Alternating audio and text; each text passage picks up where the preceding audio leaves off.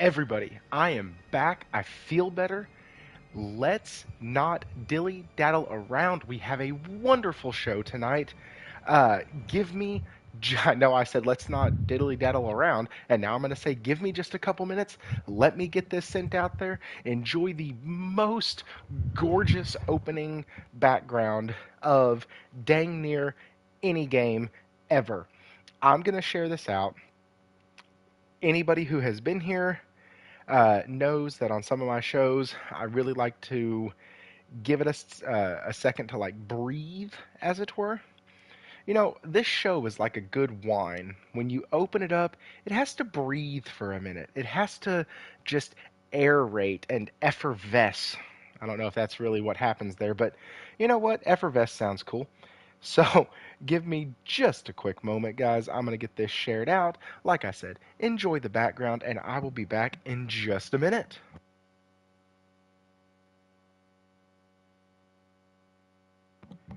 Yes, I am still here. Yes, for people who are coming in, bugger those scummy hackers, bro. We gonna get into that a little bit. Why is my stuff... Man, I hate YouTube ever since I did this stupid update on here. Holy crap. I gained like 6 subs. Thanks, guys. Appreciate that.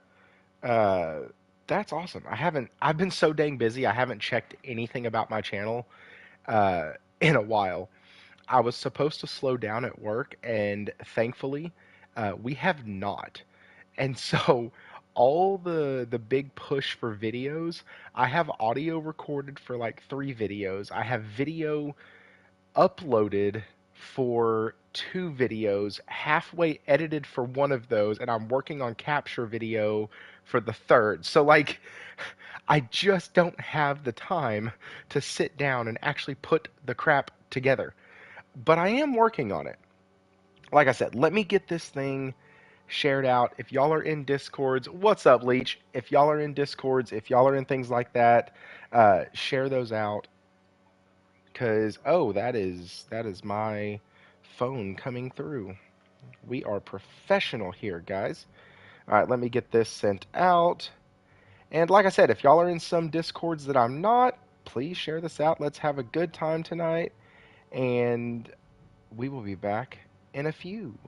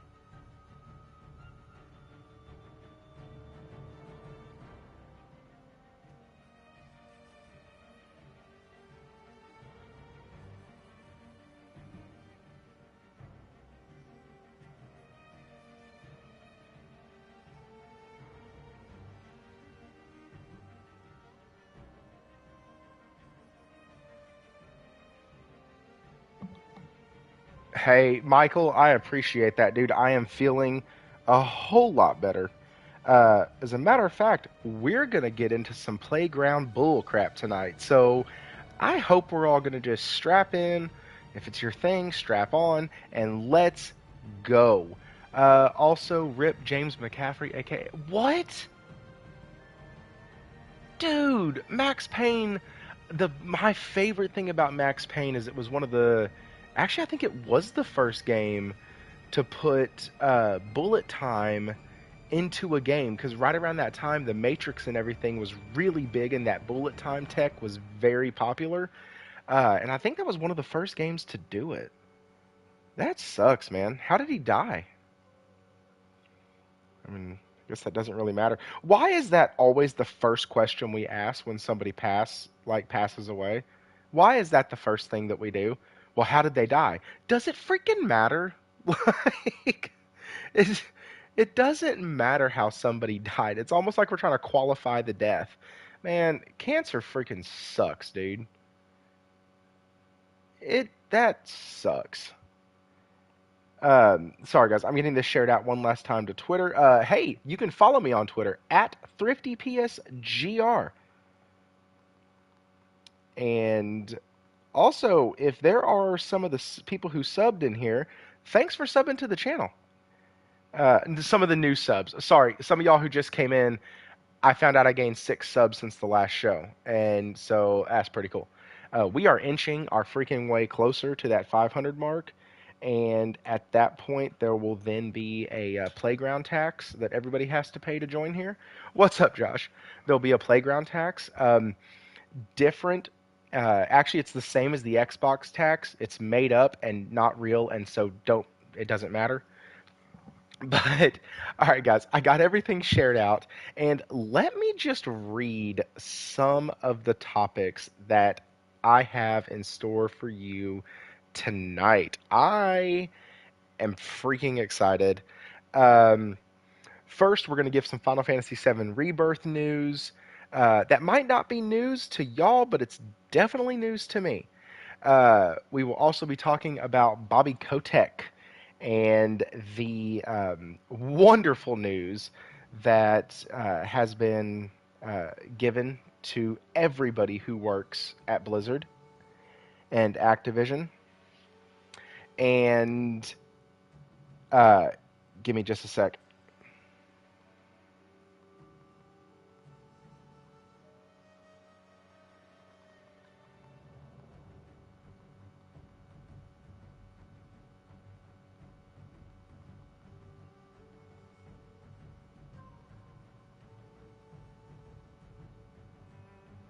I'm sorry. Somebody's asking if they can come in. Um, Hang on. Sorry, this is the benefit of a live show. Okay, then we're going to be talking about the PlayStation 5 and its sales figures, not just sales numbers, but how bad it's whooping the Xbox's arse. And we're going to talk about Sony and a new partnership.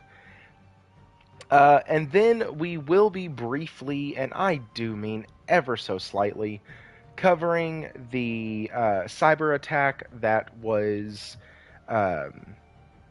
enacted on Insomniac games, and you're not going to hear me call it a leak tonight. I don't. It's way more than that. Leaks are exciting. Leaks are fun. Leaks are halfway okay little jabs at the rumor mill and all that stuff. The PlayStation Portal leaked, and that was pretty cool. That was exciting, generated buzz. The GTA 6 trailer leaked. That was cool. The leaks before that about GTA were a little malicious, and so I don't necessarily agree with those. But like leaks and stuff are what kind of the game industry has always relied on, especially us as fans. I used to hear like rumors about Final Fantasy games that were coming or things that they were working on just from the general playground talk. Like we all had rumors and leaks that we were all trying to spread even before the internet. So like these are things that have always been around and I love them. But we're going to get into the cyber attack because that's what this was. Um, I'm not going to be covering damn near any of the information that was leaked in the cyber attack. So if you want to come here for that, you're at the wrong stream. Um, I'll put this out when I'll put out a show, and Will and I will definitely do a show where we discuss everything in here. But that's not tonight. That's not what we're doing. Um, those people are despicable and should be in jail, and the fact that they're willing to screw with so many people's lives is disgraceful, and it makes them degenerates of society. And so it's almost like the cool and awesome information from this is it's like that term in law where if you get an alibi but you get it not in the right way from the witness, or you get evidence not in the right way. It's like called the tree or the fruit of the forbidden tree. Uh, or something like that. It's the forbidden fruit or something. And basically, what that means is you grabbed it, you weren't supposed to, and now it's tainted, or the way it was obtained was tainted. And that's how a lot of this news feels. A lot of it is super exciting, super awesome. Shows that PlayStation and especially Insomniac games are doing just fine. But I can't cover any of that tonight, and I'm not going to. I don't. I don't want. I don't want this to be a let me try to gain subs and reach my 500 sub number uh, on the backs of a terrible thing that screws with people's lives. It's just not. It's just not what I want to do. And so I would ask that in the chat we don't really address what's in the leaks in here. I know in the Discord there were some screenshots posted, some stuff was talked about. That's cool. Uh, we kind of talked a little bit about the release schedule of certain games and stuff. After I was on Jez's show, we kind of hung out in an after show thing where it was just the ones of us who were on the panel. We kind of had a couple comments on it, but even Jez was like, "Nah, I don't want to talk about that. I don't want to mess with this. It just feels like bad juju, and I don't want bad juju." Will is going to be joining us tonight. He will be here around 9:05. That's Central Standard Time. So here in about 10 minutes, I have an invite out to Jez, and he might be coming on. Let me get another invite sent out to one of the dipsticks from the Discord. Let's see. He'll be a good ad for tonight since we are diving full on into the playground. If you're in the audience and you're an Xbox fan and you want to find some good clips, and if you want to give me some free advertising, tonight is a great night to do it because I'm gonna say some outlandish shit. So just just be ready because we are definitely going to be doing the playground schoolyard bull crap, and I'm excited. So here we go. Dear God, do I remember how to operate my PlayStation? Um, okay, there's Nels, and let me send this other one out. Let me see. All right. All right, I got both the invitations sent out, and Nelson should be joining us soon. And there he is. Hello, Team Thrifty. Orale. All right, Team Thrifty, that's right. Xbox fanboys celebrating the Insomniac. Dude, so here's the. All right, so Will's just going to have to jump in. I know he has stuff on this, but. And I want him to be able to talk about it, but he'll be here in about 5 minutes. So, here's the deal.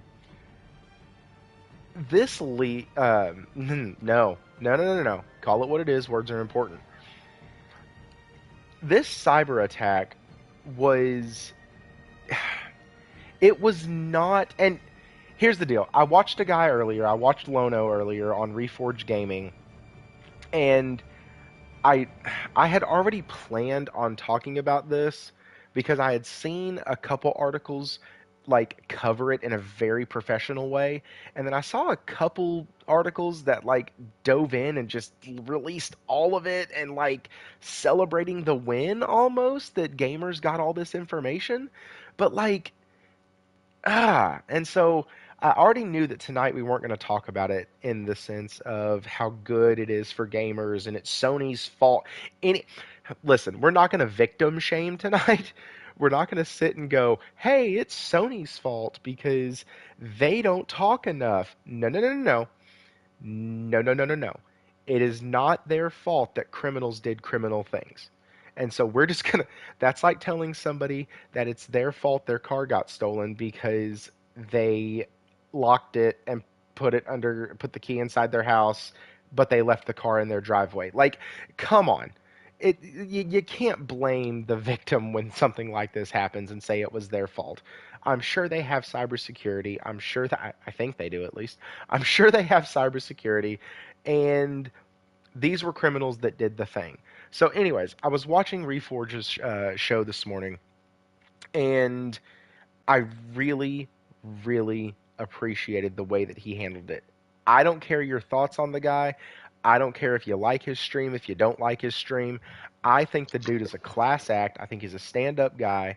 And I think he handles his show with integrity. And I truly appreciate that. And then I was listening to. What up, chat? What up, Thrifty? What's up, Will? I was then listening to another.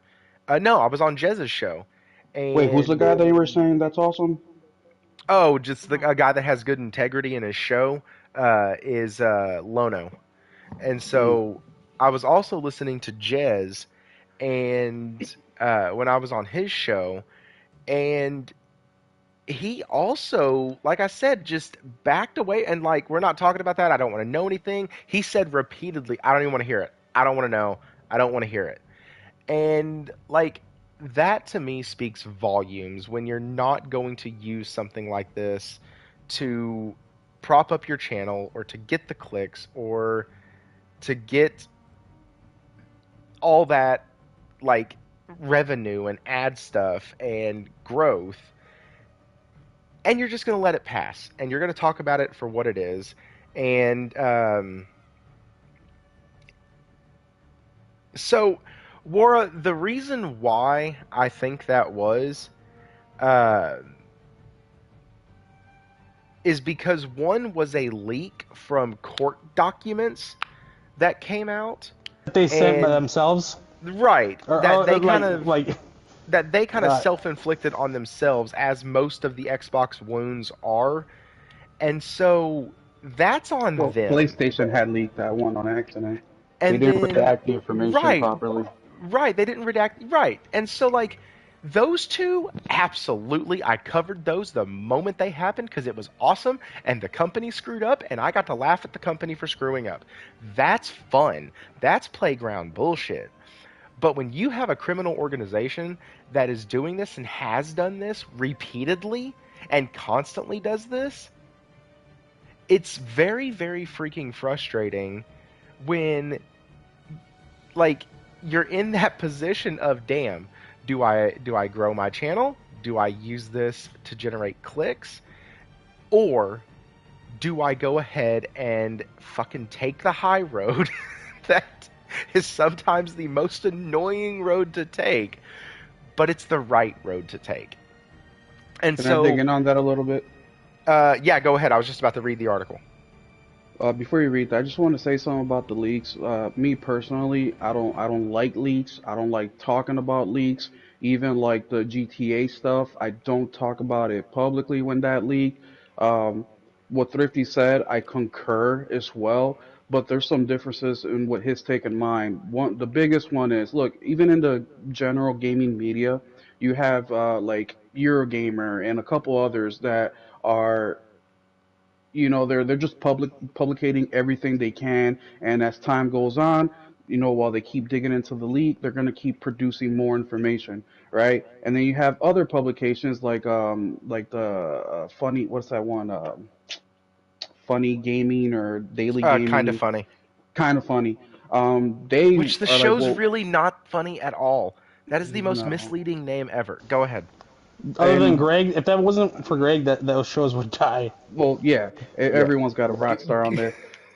Go ahead, But Will. they're more like, well, we're not touching it, we're not getting involved, and they're trying to look at it from more of a personal thing, right? Because the thing about the leaks is the personal information from all these people, right? But then the second most important thing of the leak is also all the work that these developers and all the employees from HR to merchandise and sales, even the engineers, when Sony stuff gets leaked, all the work that they have put in now gets taken out of their control and put out there for the public, whether it was ready or not, or the way they wanted to present it. But the point of the leaks, of whether we're reporting it or not us, but in general, the fact is, it's news. So any gaming journalist, any gaming podcast, any anything that has to do with gaming news, it's free reign. Whether it got pulled illegally, It's it, legally, by mistake, whatever, the bottom line is it became news. So if it's we're something they didn't talking have to make about up for the day. They actually had something to fucking go after. yes, and now Thrifty, me and Thrifty are similar opinion where we will be superficial about it. We won't get into details about it because we want to take the high road because we just think it's the right thing to do. But at the end of the day, we cannot be judgmental on people that choose to do so. In my opinion, of course, my opinions are my own because it's news. It broke today. It involves gaming. It involves the stuff that we are passionate about. Now, the one thing I do not tolerate is using the employee's public or personal information and using that for personal gain. Now, to me, that is disgraceful. But that's all I had to say about that because some publications are running with it. They're creating tons of content, and others like Kind of Funny. I said what's up, gamers. I forgot his name already, but he's also not touching it. But then there's a million questions. How long do we stay off from it? Is it okay to talk about the games that they posted? Is it okay to talk about the financials? Is it okay? Like so. There is no line. There is no template on this. That's true, and I think it's different for everybody. Like, and that was actually one of the things. Once again, credit to Lono at Reforged Gaming. That was one of the things that he had mentioned this morning. Also, was that like you can't really fault people who don't want to stay off of it for a week, 2 weeks, 3 weeks, whatever. Because what are you going to do? Go to them and go, hey, don't make money off of this. Don't try to get ad revenue. Don't try to increase your sub count. But just for me personally, and just because, and and I don't ever pull this card to anybody. Just because this is my show, I just don't want that. I don't want this show to do that. And it may take me, in 2 weeks, I might come back and be like, oh, yeah, okay, I really want to. There's a lot of good stuff in here. I'll leave the Wolverine stuff alone. But yeah, these sales numbers, these deals, these things, the projections they had in there, the amount of freaking money they're making just because that freaking studio are a bunch of gosh dang wizards from Raven or from Slytherin. Like, it's amazing what they're doing. And so, like, yes, I am super excited. I really want to talk about it, but I want to give it a chance to just kind of air out a little bit. And I'm hoping my honest solution would be that in like a week or two, they catch some of these assholes, and then I don't feel bad anymore because the criminals are now behind bars. Um, and so I'm going to read this article real quick because I thought it was really cool how uh, the kind of the dev community has kind of rallied around Insomniac. I'm hoping to hear Insomniac has decided to set these employees up with like a life thing, or not the obviously not the famous ones who make money, or with the voice actors who I don't know. Not like rich motherfuckers in this scenario, but like the people who are 45, $50,000 a year guys that are now having their information out there, probably going to have bank accounts taken, probably going to have stuff done to them on a financial basis. And I'm hoping to hear some news that Insomniac and Sony step up and say, hey guys, this was our security that failed. Yes, it was a highly, highly tactical group that did this, and they've done it to a lot of other people, but it's still our stuff that failed. And we I want to don't know how try to you be stop there. that. I mean, people get into the Pentagon, they get into No, no, fucking. no. I'm not saying they stop it. I'm saying they come along the employees, and if they're affected, the employees Oh can yeah, support them. Yeah. come back to Sony and be like, "Hey guys, here's where it happened. Here's the accounts they drained. Here's the credit cards they maxed out. Here's when the charges started." And Sony's like, "Cool." We and from what I understand, and I could be wrong, I think some companies, like especially your big tech companies, have stuff like that in place. But let's get into this article.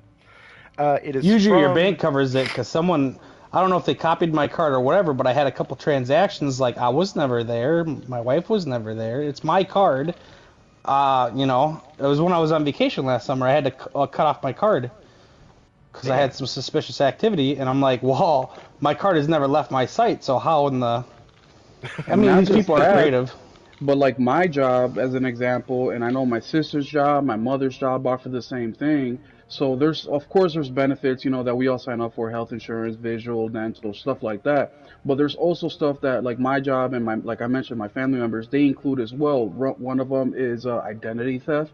That's something that's covered, like base. You can also upgrade the coverage for a couple bucks per paycheck.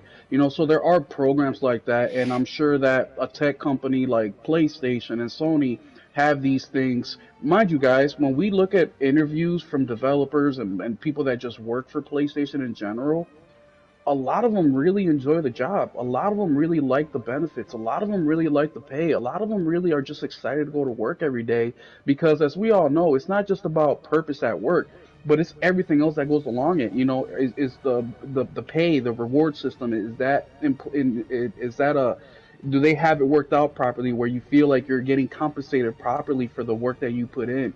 And it seems like out of all these gaming companies, PlayStation has really done a great job.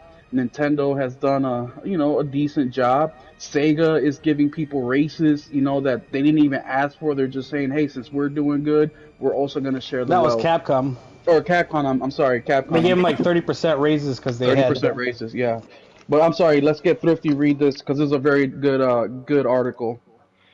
I'm gonna make one small edit to the article, uh, just because I'm not gonna be mentioning this group by name, and so I'm just not gonna mention them in the article.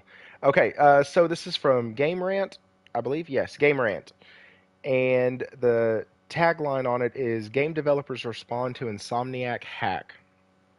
And it says developers throughout the gaming industry have been weighing in on recent hack of Insomniac games and the subsequent leak of the company's confidential information. In mid-December, it was rumored that Insomniac had been the target of a ransom attack by a cyber terrorist group, a group that is known to have hacked, not cyber terrorist, I probably shouldn't say that, a cyber whatever, hacker group. There we go. A group that is known to have hacked into hospitals and leaked private medical information. The group demanded a $2 million ransom from Insomniac, threatening to release a large amount of hacked data, including game footage, emails, and employee details. A week after the ransomware demand, on December 19th, more than a terabyte of confidential information was shared online. Now, for those who are confused, a terabyte is, I believe, 1,000 gigabytes. Yes, It's like a 1,000 PS4 gigabytes. Pro. Right. So It's like a Like 1,000 of PS4 them. Pro. And look, So, just to top that off, Thrifty, I just sent a 5-page report to my boss today, and that was like 12 megabytes. right. So think about the quantity we're talking about here, guys. And sure, a lot there's chunks of gigs, with video content. But if you have a PowerPoint presentation, for example, that's like 20, 30 megabytes, and there's a Yeah. thousand megabytes in 1 gig. So the amount of information is crazy. a massive game is like 100 gigabytes, like Right. in its entirety. And so that's nuts. This was paired with the revelation that the company has been tapped by Sony, or I'm sorry, by PlayStation to essentially be a Marvel game development studio until 2030. Understandably, the massive leak has been a major focus on social media, with gamers chiming in with their opinions and leaked data, gaming journalists wrestling with ethics of reporting on the information. That's funny. I haven't read this article yet. And game developers generally voicing their support of Insomniac and disgust at the breach. Remedy Entertainment, with the studio behind the award-winning Alan Wake 2, called the leak disgraceful and shameful and expressed sympathy for Insomniac staff. They didn't deserve this, said the company on Twitter. Remedy Entertainment on Twitter said, "Our sympathies to Insomniac Games and all the affected team members. After all the effort and dedication they have poured into their games, they do not deserve this. No one does. The hackers also leaked employees' personal information, which is truly disgraceful and shameful." Neil Druckmann, my favorite jackass, said, "To our friends at Insomniac Games, we can't wait to experience your next game whenever you feel they're ready. Or we can't wait to experience the next game until whenever they feel they're ready.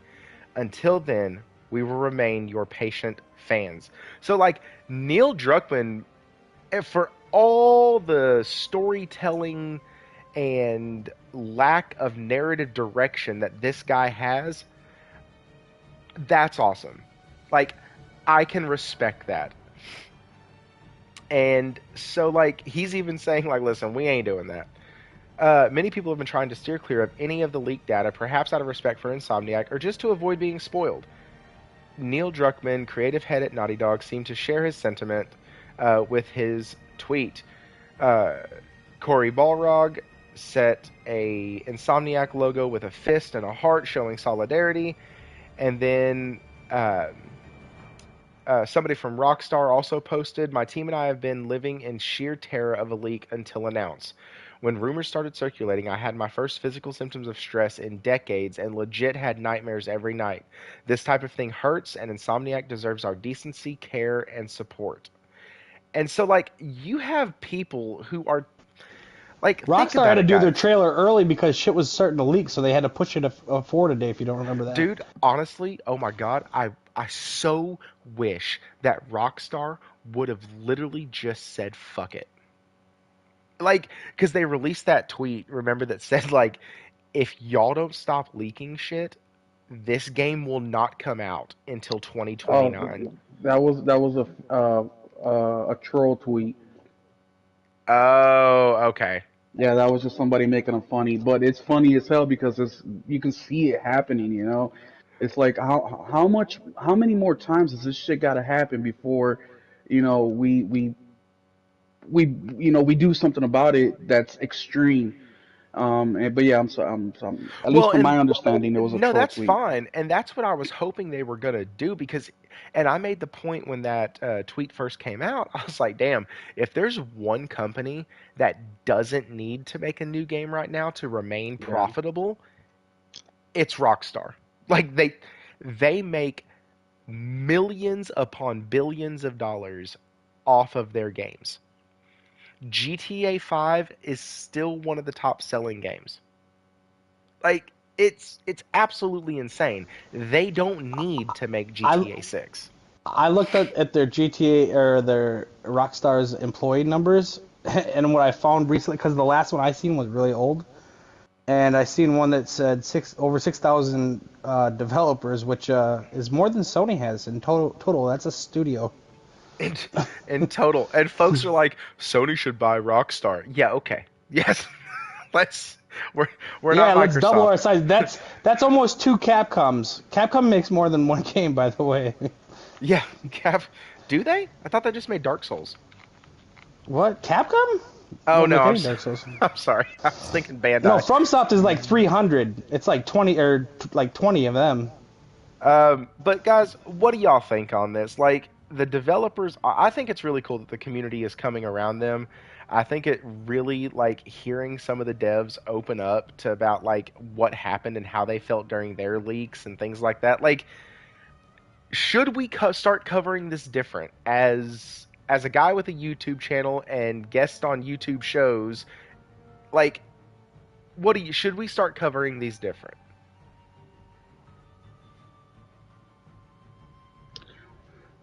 Well, I mean, the thing that makes this extra sad is that Insomniac is just a good developer. You know, they stay out of people's way.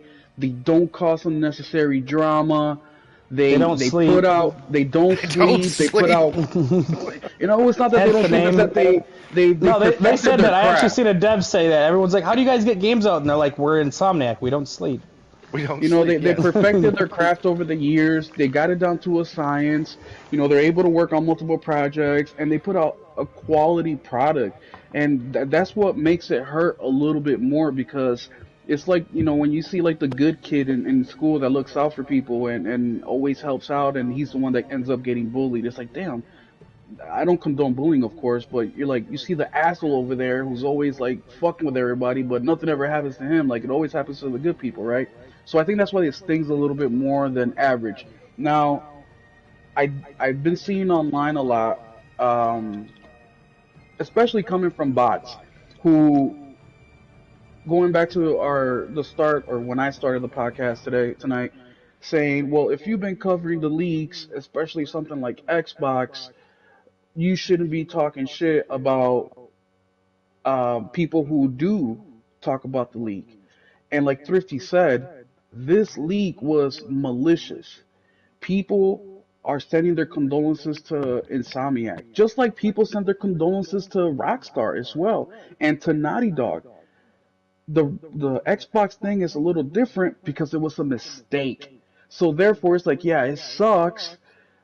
Everybody in the industry that works in the industry is like, yeah, that shit sucks because of a mistake and we didn't redact something properly. The information got out. This is a completely different horse. It's like if someone got into your phone and posted your nudes on Twitter instead of you posted your nudes on Twitter and by accident. Well, whose fault is that, you know? Okay. Damn. Agree with the principle behind what you said, but I don't have any of those photos on my phone. So check out my OnlyFans. You sell feet pics on there? No, they're ugly. Ask my wife. Look like Bilbo Baggins trying to sell a photo. $5, I'll send you pieces of my bunion. Just kidding. That's gross. Oh my god. So yeah, that's kind of my stuff. I don't. Well, that's just what I'm equating it to. It's different if it's something you did, even by accident, or if someone went in and took your shit illegally, you know? So, here's the deal. We got a friend over in Australia who disagrees with us, and he is being vocal, and so I want to give him his chance here. So, it says, mistake from Warawana, friend of the show, in the Discord, awesome photographer, Photoshopper. Love the guy. Here we go. Mistake from one dumb employee is different, yes, but reading public info is reading public info once it's public. Avoiding devs' personal info is obviously different. Yes, and I don't fault you for that opinion, Wara. I really don't. I'm just going to hold off a little bit. I don't fault you at all for that. Well, that's what I said, Thrifty. I said what the thing here is, once it's out, it will breaking news. We have to talk about it, honestly. Well, if you really take it a step further with what Juana said, it is an obligation for people to talk about it, especially when you're a journalist, because it's breaking news. So yes, the information sucks, but by journalistic integrity, especially in the gaming industry, you must speak on it. Now, how much of it you speak, that's on you. Hang on, Wara. I'm sorry, guys. We're gonna hijack this. Hang on, Wara. Listen. You said, but it's okay to say no one feels sorry for the non-human company Microsoft, so you'll give a grace period. That's not why I'm giving a grace period. One was malicious. I've covered leaks on here before. I have covered rumors. I have covered speculation. I have covered things that somebody posted on Twitter that might or might not have been accurate. But none of those things that I covered were attached to malicious intent like this one. And so that's why. If this would have been a leak, listen. Let's say Jim Ryan is out on the retirement yacht and he accidentally sends an email to IGN when he meant to send it to somebody within the company, and we get all this information, you better be dang certain I'm covering that 100% the day it happens. I might do it while I'm at somebody's house on a job. Like, you have no idea how much I would be covering stuff like that. And also, Thrifty, another big thing that people are, because they haven't done it yet, and eventually they will, But another thing that really makes us different is there's a game on here that is the complete freaking game. Uh-huh. That it is right now not playable because you can only play it on a dev kit. So once these freaking guys start to break into that and they put that out there, guys, we're Yep. talking about possibly hundreds of millions of dollars just in one product. So I mean, and look, I agree with Warwana. I'm with Wara. It's it's breaking news. People should be able to talk about it. It's out there. But I also agree with Thrifty, where one is malicious, the other one accidental, and this group, Thrifty doesn't want to call them a terrorist group. I disagree because they're literally terrorizing I guess that's companies and right. It's I people. literally a like cyber terrorist. That's what it it is. is, Yes, isn't they're it? cyber Yeah. terrorists. Yes. Okay. I thought I was being too harsh with that, and I was like, No wait. way, dude. And so They're but that's what blackmailing it is. people and they're terrorizing people. They're literally scum of the earth, you know? And It's like so, kidnapping, but with cyber stuff. Or you know what I mean? Like, Yeah, literally. mm, Ransom, holding these people's lives by ransom. If you don't pay us yeah, if two you don't million pay us, we'll dollars, release where your daughter lives, their social, oh, fucking their hang everything, address. on, hang on. Hey, everything.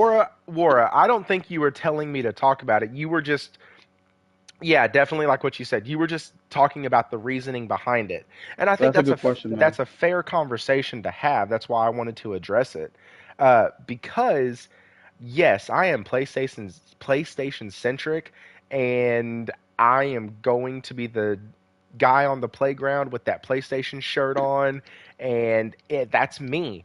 But like at the same time, I hold PlayStation to damn near a higher standard than, well, I have to hold it to a higher standard than I hold Xbox to. Speaking of that, let's go ahead and turn the page on this. Guys, we got 21 people in here tonight. That is a wonderful number. That is legal drinking age in the United States of America. And so, with respect to that, let's see if we can get that like button hit 21 times by different people. I don't want to keep seeing that number go up and down. But, guys, seriously, though, thank y'all for being here. We're going to continue on. Um, and with the next topic, speaking of Xbox and problems, let's start out with some good news for Xbox. Even though, trust me, they're still gonna fuck it up. But and I'm done. What'd you say? Why are you done, Wara? I'm not mad at you. We're fine. No one would give a grace period for a hack that happened to Microsoft. You know what? I haven't been faced with that scenario, but I, you know what? Because it's hard to know what I would do in that scenario. Because if the hack to Microsoft happened before the There was hack, 3 of them this summer. It just wasn't involving Xbox. and it wasn't involving ransomware either. Um, Actually, one of them was. And remember, Sony also got hacked. The one that we just talked about last, I think it was last month or the previous month. It wasn't much. It was like 4 gigs of information, 4 gigabytes, not 1 terabyte. No, I think it But was less than that. Like they had almost yeah, it nothing. was nothing. Large companies get hacked damn near daily. You just don't hear about them all. But Thrifty, I can answer that question if you would like me to, about what Yeah. will you do if it Well, happened to Xbox. because well, hang on. Let me set this up real quick. Let's say the scenario, and I want both of y'all's thoughts on this. Let's say the scenario is Xbox gets hacked, and they're going. Damn it! It's so hard to make up fake scenarios for them because this shit would never happen. They're getting hacked, and that hack shows that they actually have a full slate of games coming out. They have all these games in development. They're actually done with way more than what they've let the public know, and it has full on specs for the Xbox next generation console. And we find out that the No, just keep it little 1 for 1. 1 terabyte got stolen from Xbox by a cyber sure, terrorist group, but and their next I'm game, basically Hellblade, yeah, but I'm basically got laying out released. that there's like these big things in the documents. Okay, there's these huge things, but with that, they're going to release all the information from the newest acquisitions because those are uh, you can access those relatively easily right now through public record and stuff like that. So they can get all the personal information of the people from Bethesda and ABK. And they tell Microsoft they want $7 million. And Microsoft says no, because most companies have a very firm, we're not going to do that. We're not going to negotiate with cyber terrorists or actual terrorists. And so most companies will not pay ransom for anything. So, You're with stupid if that you do, being because then said, everybody's like, yeah, they paid, let's go get them. yeah, right. You make yourself a huge target. And so, Will, would you be okay covering that and releasing all the information that you found in there, and or let's say it showed that there actually isn't a mid-gen refresh It and doesn't the matter what it was. It can actually be a 2 megabyte hack. And I would feel the same exact way that I do about PlayStation.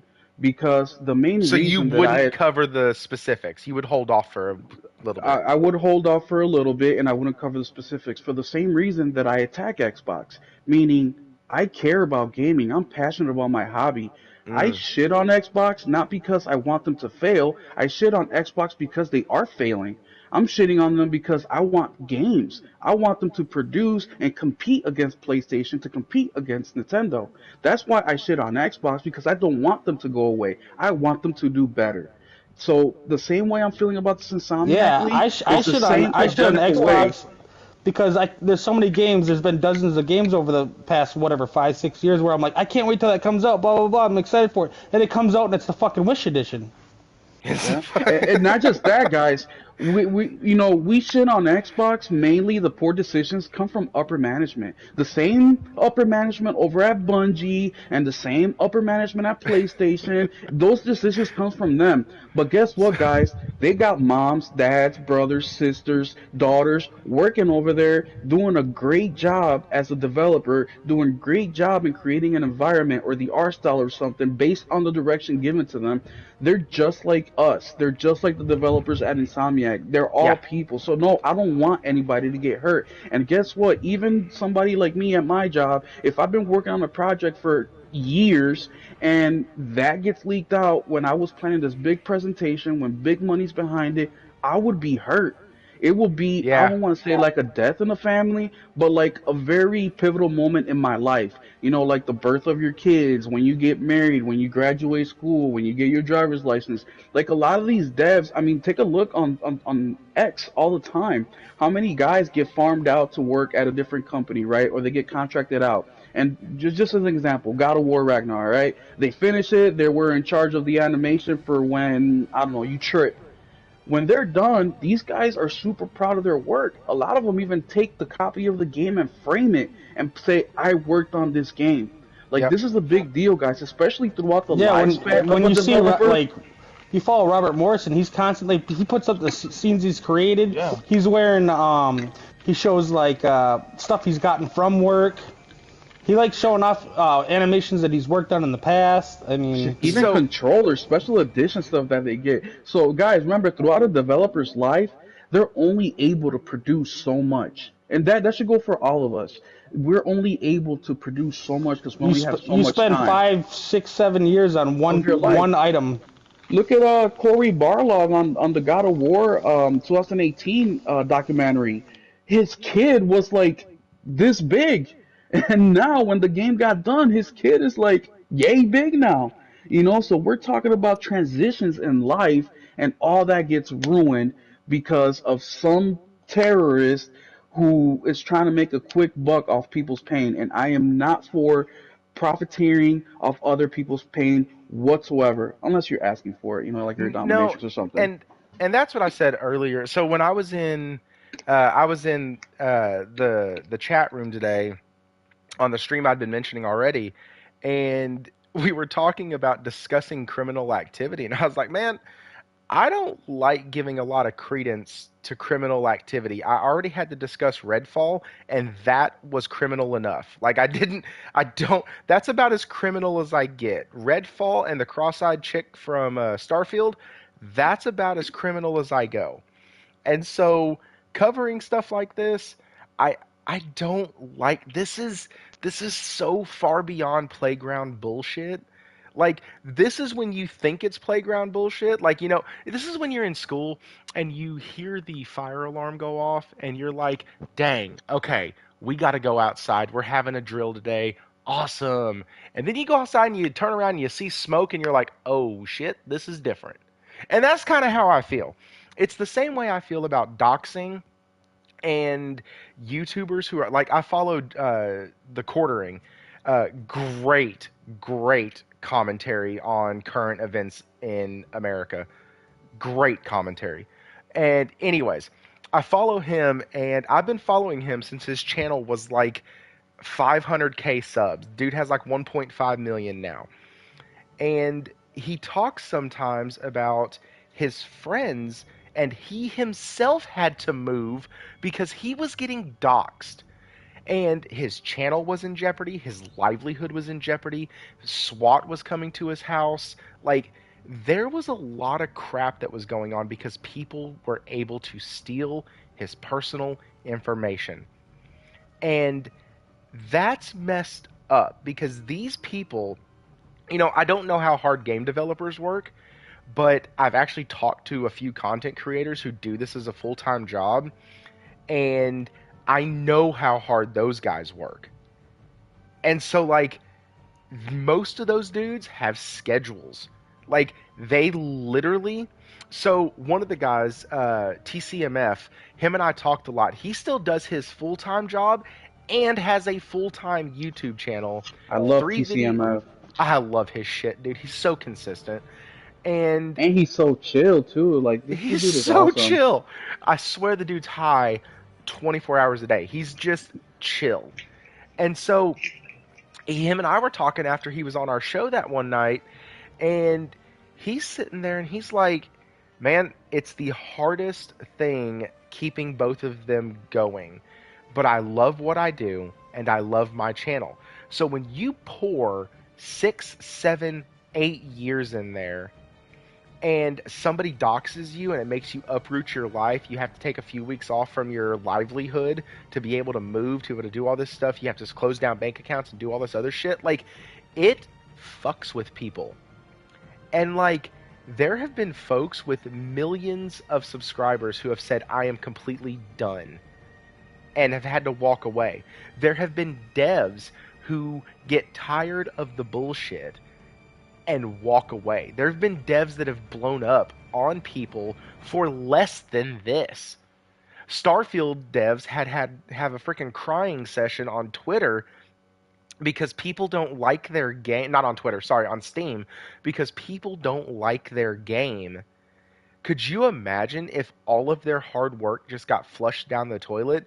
Now, this is actually, we live in a very digital age, which is actually good for leaks like this and bad. It's good because they got a copy of the file, right? They got a copy of the file. So Insomniac's whole work didn't get stolen. They don't have to start fresh. They don't have to start over because they have backups to the backups to the backups to the backups, which is good.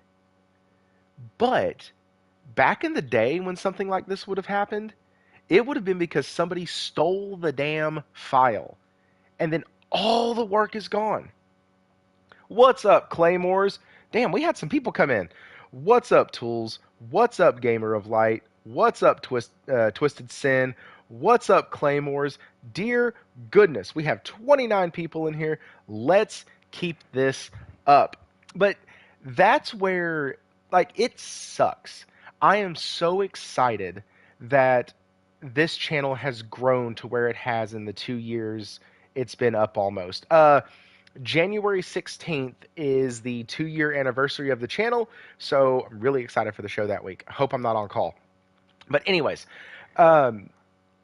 it would really suck if I did that and pushed 2 years into this, built it up, finally got it monetized, the community's starting to go off, we're growing, we're expanding, all that fun stuff, and then somebody comes in and finds a video that I did and copyright claims some music that I forgot to delete off of it, and now I have to lose the subs that I got from that video, I have to lose the monetization I can get from that video, and I lose everything attached to it with one strike on my channel. Like, that's terrifying. When people decide to attack other human beings for their own personal gain, it's the biggest and most disgusting piece of shit move that I can think of. Like, I also hate it in business, and Will and Nelson, y'all can speak on this. When people walk over or step over other people, and by any means necessary, usually underhanded means, to get promotions at work or to move ahead in a company, it's the same it's the same type of people. It's people who want the easy way out and don't care who they hurt to get it. And I hate that. And I would hate it for Microsoft if that leak came with employee information, if it came with people getting screwed over. That's why we covered the 10,000 people getting canned by Microsoft. That's 10,000 people who lost their jobs. Thrifty, that And they goes still to had a show. wonderful profit, and they didn't get a raise that year. It's like, okay, I can see if you were struggling or you fucking didn't make hardly any profit this year or something like that, but you guys made fucking shit ton of money, and you're still laying people off, and then the ones you're keeping, you're not even getting a raise to. You're a $1 trillion company. You're raking in money hand over fist. It Well, it go ahead, Will. doesn't matter, guys. If it doesn't matter, anybody who profits off other people's pain is a piece of shit. And Insurance companies. What? Sorry. Go ahead. well, that's a little different, but. And yes, Sorry. I'm very against insurance companies, by the way. Like, how I is the meant to law say that we all gotta have pharmaceuticals. I meant to insurance? say pharmaceutical Oh, companies. that My too. bad. Well, that too. But there's like man, what's his name? He says it perfectly. PBD. He has a show on YouTube. He does current event stuff, but he says that he's super successful multi-billionaire part owner of the New York Yankees, and he says that the people that he's scared of the most in business and in his personal life is lazy people. The reason that well, not just lazy, but lazy and ambitious, because lazy and ambitious people will do shit like what happened to Insomniac. They're chilling at home. They they have their computer knowledge. They know how to hack, and they go ahead and do some shit like this. Or your coworker, you're putting in extra hours at work to get this project done correctly, to get this job done correctly, and they just come in. And a lot of us can relate at school. They come in at the very end and they take half the credit, right? They didn't do anything to earn it. Those people are just human garbage, and that hurts me a lot. I take this very personal. That's the reason why it doesn't matter if it's Insomniac or if it's Xbox or Nintendo for that matter.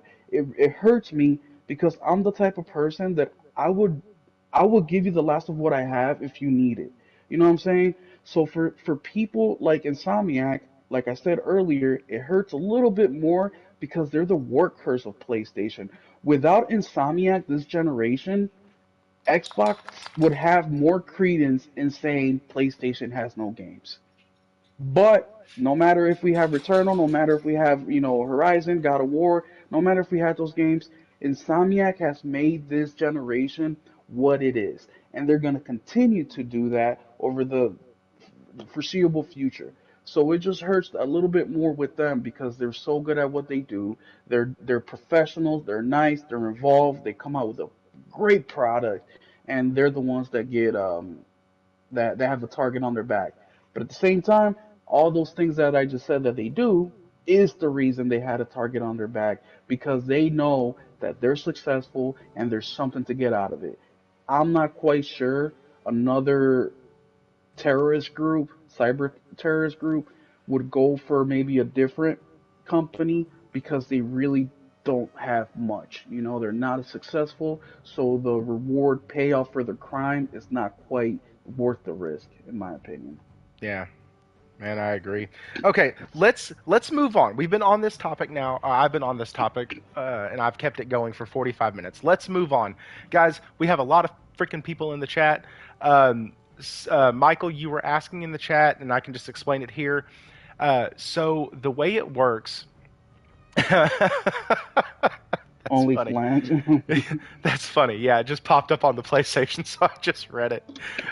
So the way this works is there's two tiers of monetization for YouTube. The first one hits at 500 subs, and that's where fan funding can come in. Y'all can join the channel. I'm gonna have emotes.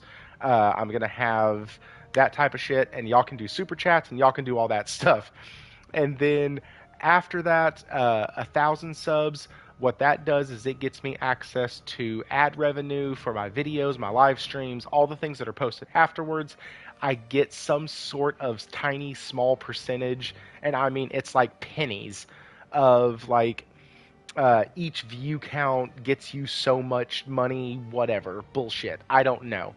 Um, and so that's what we're aiming for.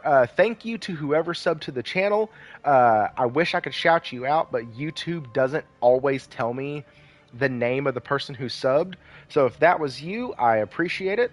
And also, we have 27 people in here and still only 17 likes. So actually, hang on, let me refresh because once again, YouTube is dumb sometimes.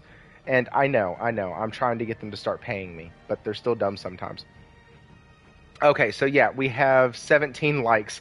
Thank you to whoever took it down to 16 and bumped it back up to 17. The Thrifty Clubhouse. Dude, speaking of Thrifty Clubhouse real quick, there are 986 PS5 games on sale right now through the PSN. And Yeah, dude, I just spent $60 on them before the show. Got like 4 or 5 games. PSVR 2. It's an awesome sale. bro, there's a ton of crap on this sale. Yeah. A ton. Next week, Gift card. This is the time to use them gift card, boys. Let's get the gaming in. And girls, let's get it. Y'all can direct message me those codes in the Discord for anybody who wants to. Hey, don't forget about the little guy back here, Will. Yeah, I no like doubt. games too. Warawana, Diablo 4 is on sale for $42. That is still a little too rich for my blood. It needs to get down to If it's 25. $5, it's still too rich for Thrifty's Nope. blood. Needs to get down to You just 25. hate it. War, we gotta convince this dude, man. I told 25. him I would Now, replay it with him. I will say the deal that really, really got me. Oh crap! It's $35. Hang on, I got to pull this crap up. It's a great freaking deal, and I can't remember. I want to say it was Jedi Survivor, but give me just a second. While you look it up, I just purchased Jurassic Park or Jurassic World for PSVR, $13. You get the That's PS4 awesome. version and the PS5 version for PSVR 2 and PS4 VR. Guys, that's an insane value for those. I know me and my son are going to be playing that game over Christmas break. What's another one that I purchased? Oh, you guys may not know this, but I really like games like House Builder. So I purchased Castle Builder for $5. So I'm excited about that. I'll be able to redo a whole castle over Christmas break. What else did I purchase? Did you find that game, Thrifty? I did. I actually found the two that I was mentioning. Resident Evil 4, the remake, is $30 right now. That's fan freaking tastic for that. And Oh, then the other one was Jedi Survivor for 35, which man, from what That I've game's heard now, amazing. exactly. And Hogwarts is so 50% off as I haven't even well. played it since the upgrades, but man, if that would have came out performing the way I've heard it does now, that was like really close to. It was like my personal game of the year, Spider-Man or Jedi Fall, and Jedi's my because of top how three. Jedi's my second. holy shit. Okay, hey guys, the biggest sale digitally that's ever happened to this game is out right now. It's Tales of Arise. It is $19.99 for the game. That is the lowest it has ever been digitally, and that's only $5 more than the lowest used price I have seen for it at $14.99.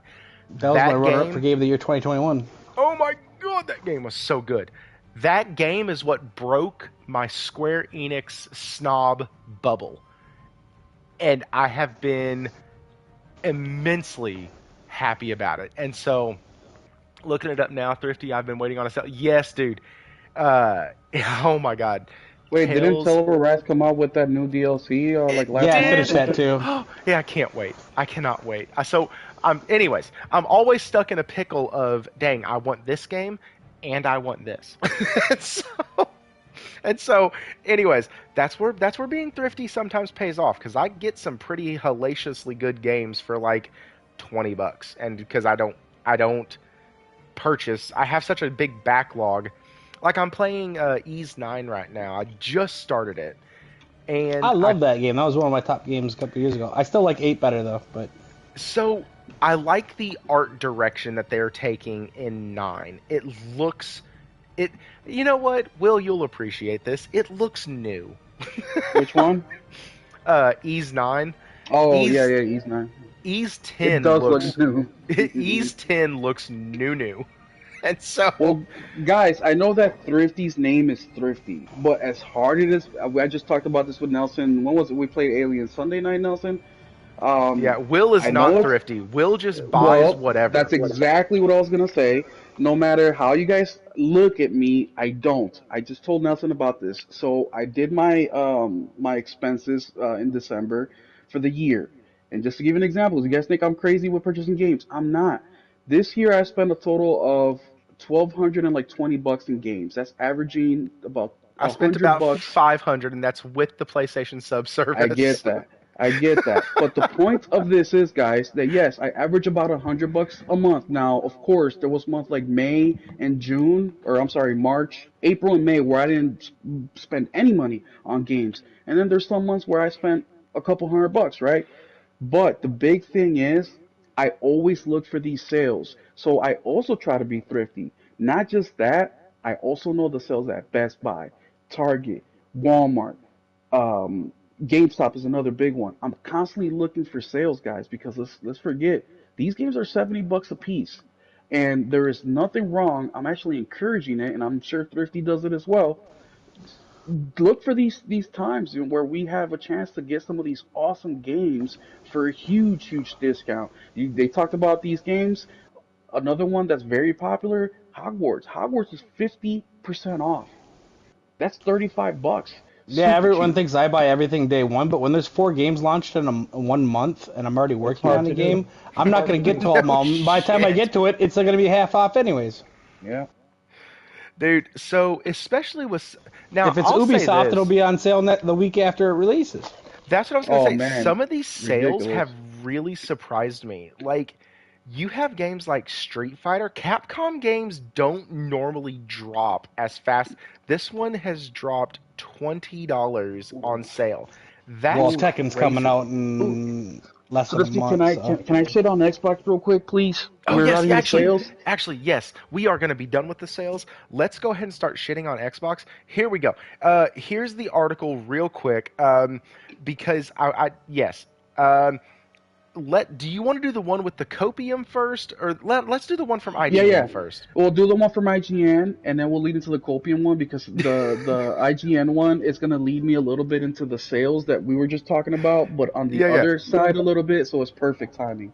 Okay, so here's the deal, guys. I have two articles pulled up because, fun fact, I do try to call it from both sides, but the second article is from Pure Xbox, and guys, it doesn't fucking disappoint. Like, one paragraph in, and we're just going to be having a great time. So, first, we're going to talk about the one from IGN. PlayStation has outsold Xbox Series X and S 3-1 in 2023. This was from today at 8:24 a.m. Central Standard Time. And so here's what it says. The PlayStation 5 has now sold over 50 million units, is on track to outsell the record-breaking PS4. Uh, Reuters, there we go, reports Sony recorded its best ever November for PlayStation console sales with the PS5, which is now in its 4th year of life. Sony has set an ambitious target of selling 25 million PS5 consoles in the current fiscal year. Oh, stupid ads. Hang on. The current fiscal year ending March 31st, 2024. If it manages it, it will be the most consoles Sony has ever shifted in a single financial year. The latest news comes after Sony had called the 25 million target high and not within easy reach. But speaking today to the financial press, Eric Lampel, Senior Vice President for Global Marketing, Sales, and Business Operations at Sony Interactive Entertainment, expressed confidence in the PS5. Given the momentum we've had in November, and a lot of what we're seeing in December, just in general, we feel very good about the sales overall. We are still pushing really hard, and I think we have a record-breaking year no matter where we end up. Meanwhile, Lampel told the Financial Times that the PS5 is now on track to outsell the PS4, which has sold 117 million units since going on sale in 2013. I think we have the ability to get there, Lampel said. Demand for the PS5 going into this year was huge. Momentum is strong now, and it's continuing. The PS5 hit 50 million sold on December 9th, 161 weeks after it launched in November 2020. The PS4 reached 50 million sold after 160 weeks. While the PS5 appears to be doing the business for Sony, console rival Microsoft is having a tougher time with Xbox. Xbox sales has collapsed in Europe, and Microsoft hasn't announced Xbox Series X and S sales in years. Sales numbers is what they mean, not like sales. Microsoft executives have insisted that console sales do not paint an accurate picture of the overall health of the Xbox business, which encompasses PC, mobile streaming, and the Game Pass subscription. Financial Times quotes analysts by Ampere that shows PS5 sales grew 65% to 22.5 million units this year, whereas Xbox sales fell 15% to 7.6. That means the PS5 outsold the Series X and S by almost 3-1. The near 7-year-old Nintendo Switch, meanwhile, saw sales fall 18% to 16.4 million in 2023. The Nintendo is expected to release its next-gen console next year. And the article does go on for a couple more paragraphs, but I don't want it to dive into the next article. So, basically, Xbox people in the chat, because I know y'all hide out because y'all clip me and put me on Twitter. How does that L feel? How does getting your ass kicked feel? How does it feel to post things that, oh, the Xboxes are flying off the shelf during November, and oh, November is going to be a great month for Xbox, and Xbox is doing this, and Xbox. Stop it! Thrifty, you Stop hear it! that? That was an alert on my phone that the Series X is $350 at every major retailer in the country, and they 350. still can't sell out at that fucking price. They can't do shit. They can't sell a console. They can't make a game. They can't release anything on time. They were waiting for 7 years for fucking Stalker. They had to get help on Perfect Dark, and that game's never going to come out because Crystal Dynamics is about to get shut down. Like, what? If I had Jez on here, which, by the way, he sends his regards. He said he's probably not going to make it tonight. But if I had Jez on here, I would have him play the "What are we doing here?" Because are you freaking kidding me?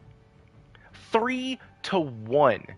And y'all are talking about a mid-gen refresh that they already said isn't actually a refresh. It's a fucking trash can. Like, it's the same console that can't do shit in a smaller package. Like, this is the delusions that we deal with. All right, I'm done. I'm gonna give it over to y'all too. Y'all got stuff to say. Nelson, you want to go? Nelson, talk, man. You ain't talked much. Nelson, all right. Will, go. So, something that I wanted to say earlier in regards to these sales, right? PlayStation got all these sales going on, awesome. Let's save some money. Let's use up those gift cards that we're getting, right? I was watching a YouTuber's video yesterday, and the video was basically talking about the leak and all this stuff that we disclosed previously. One of the things he was talking about is some of the information he saw there and wrongfully interpreted information. He talked about how shitty PlayStation sales were on a particular game. The very first comment was, and you know what game I'm talking about, Thrifty. Yeah. I think the majority of us here may know what game Was I'm that talking from the about. leak? Yes. One of Insomniac's games is Ratchet and Clank. Yeah, Ratchet and Clank sold 2.7 million. Yes, but Xbox were using the projection before the game come out, the internal projections of how many they thought they were going to sell, and the projections were a loser, right? I forget the exact number that they stuck into Insomniac, but they themselves were projecting that the game wasn't gonna do that well. Well, the game ended up doing awesome, and then they poured it over to PC, and it did even better. And the game was very profitable. But all day yesterday on X, they were talking about how the game was a loser, it financially ruined PlayStation, how PlayStation's gonna close its doors. Like, it is crazy to see how the number one console in the wide world is number one place, right? 50 million consoles sold, and they're talking like they're going out of business. In what world does this happen? But let me read you this comment that I responded to, and this is of course a comment on YouTube, so it's public, a public comment. They say, can we stop saying in regards to Xbox that they have to make back the $69 billion? That is now how it works. Activision didn't suddenly lose its value after the merger closed. Activision has hard and soft assets, and those assets retain value. For Microsoft, Activision is an asset that will retain its currently value and likely grow in value. MS traded free cash for an asset. It is no different than you trading excess cash for some stock. The delusion in that just blows my freaking mind. He's basically saying $69 billion. Oh, that's free money, man. And plus, it's Activision, so the value's only going to increase. And then we get the news today that Bobby Kotick is leaving. I think this month, but that's a whole other conversation. December 29th. We're gonna get there. December 29th. And this is my response to this comment. No such thing as free cash. Money always has to come from somewhere. Absolutely, ABK has to produce. Microsoft spent $69 and they sure as hell want a return on their investment. The value can absolutely go up and down. All it takes is for a shooter to take its place to the point where they lose customers and that value will tank. Call of Duty games hold their value extremely well, but yet, even though, now this is the sales part that we were just discussing previously, right? Gray sales going on. I continue and I say, Call of Duty games hold their value extremely well, but yet, even though Modern Warfare 3 did bonker numbers, the numbers are still lower than projection, hence why the game is already at a big discount, which normally does not happen until the third quarter after release. That already tells you by Modern Warfare 3 being on sale, by the way, is $45. Activision does not put Call of Duty on sale a month after release. It just never It's happens. usually fall. It's fall. Like I said, third quarter of release year. And I've been going on a kick, right, with collecting games since I really started gaming heavily in 2020, right? I have purchased Diablo in the died off last too, since you well, wanted people to Diablo buy DLC and shit for that. Once they had that first update, that entire player base well, just MPD fucking just gone. came out for November, and Diablo's still holding strong at fourth place. But Well, I have for purchased, sales yeah, for or for sales. the year. No, for sales for November. So in the last year and a half or so, I have purchased COD Advanced Warfare, Infinite Warfare,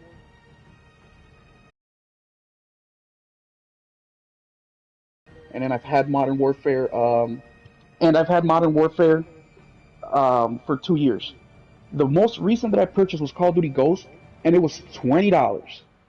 This game is going on 10 years old and is still selling for $20 used, mind you. On the PlayStation Store is 40, $50 regular price. Brand new Call of Duty is already under $50 and it's only a month into its release schedule. So you're here to tell me that 69 billion, and by the way, this comment that I read from this gentleman last night had 25 likes. It is now up to 33 likes. So there's 33 other Xbox that think identical to him, that think $69 billion, one, is free, doesn't matter. Two, Activision's projection is nothing but to the moon, right? And thirdly, they're talking like they're talking like Activision itself is fail proof. It cannot fail, right? Dude, Modern Warfare 3 is already selling for $45. Like, how much more do you need We're talking about Ubisoft Yeah, level they don't numbers make a here. lot of other games either. Like Diablo No, sold a lot out the gates, but let me tell you, that player base after that first update, it's gone, dude. no. So that just to top off, so what Thrifty said is 100% correct. The delusion is insane. They're saying that PlayStation is on its way out because they're at 50 million because their first party games cost $200-300 million to make, and they see no winner, or they don't see it being profitable. Which, by the way, guys, this is something I would like to speak to whenever we have time. The money making in games, I think it's actually the way it's done is correct. I think that they're dropping the ball here, or the way they can make up some of that money that they're complaining about that they're not making enough and these games are too expensive, is the publishing aspect of it. But that's a different conversation. But yeah, man, these guys are just so delusional. I mean, look, $70 billion, one of the, I think it's actually the biggest acquisition in the history of acquisitions, not just in gaming, but in anything. If it's not the first one, it's in the top three for sure. And they're saying, oh, it's nothing. That is their mentality. Another thing, before I pass it to Nelson, is the developer or the developer for Baldur's Gate 3.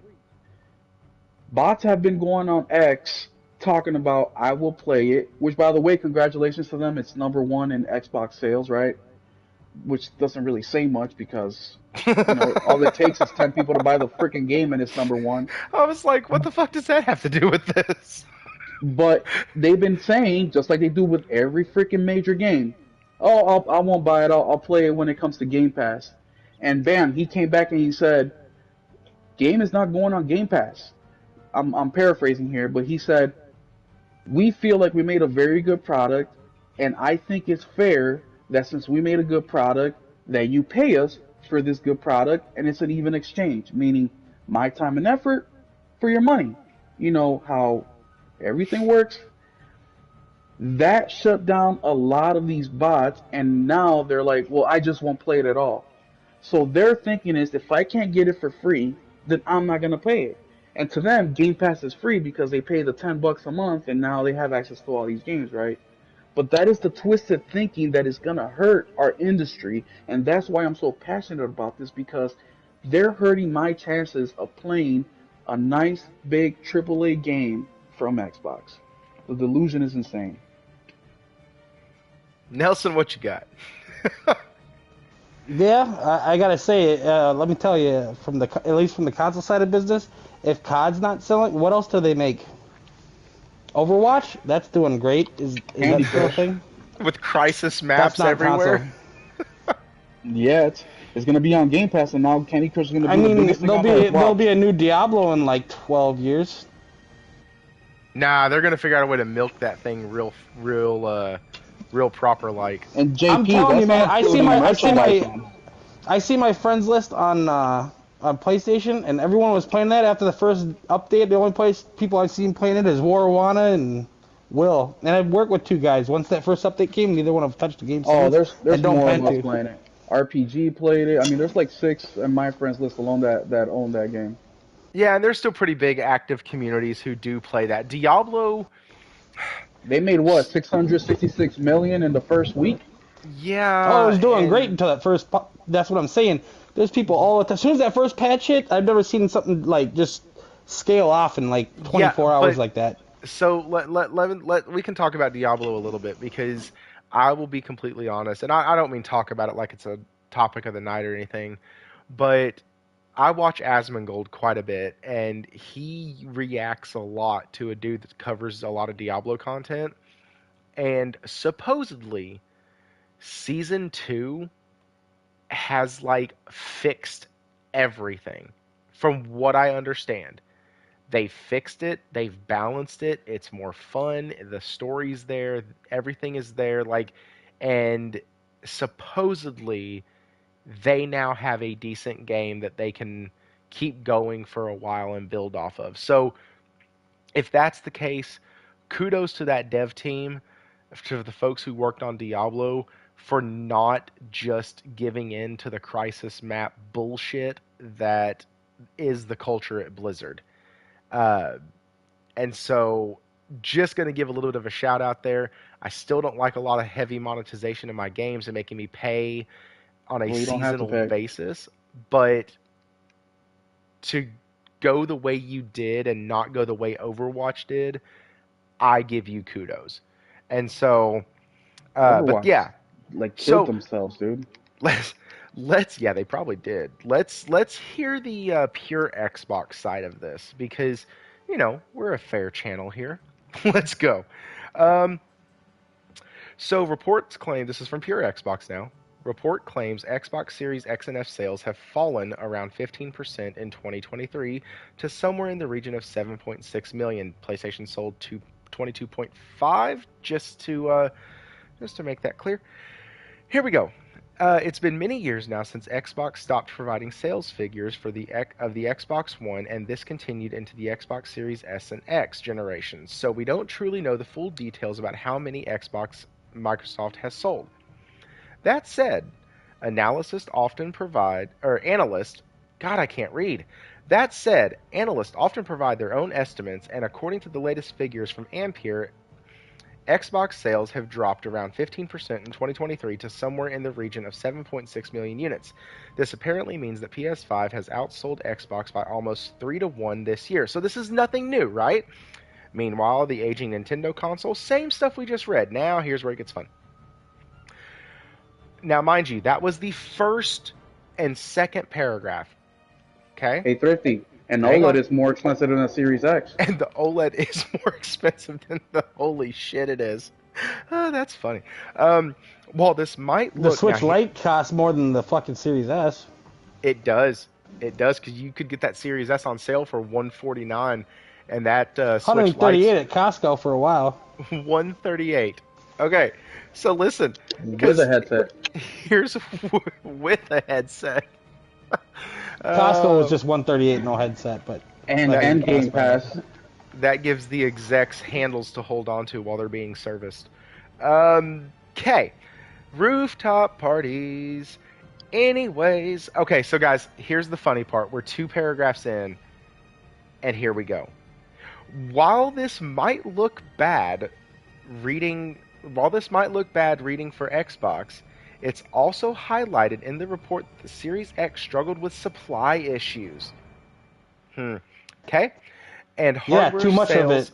Yeah, and hardware sales aren't the end all be all of Microsoft's strategy. For example, here's a snippet. Sony really cares about selling hardware, but from a Microsoft perspective, it's more about their subscription service. If we look at another comparison over at VG charts, it seems as though Xbox Series X and X and S have sold around 25 million units altogether, which is obviously around half of the PS5. And don't forget, we've seen plenty of Black Friday and Christmas deals in recent weeks to push those numbers up even further.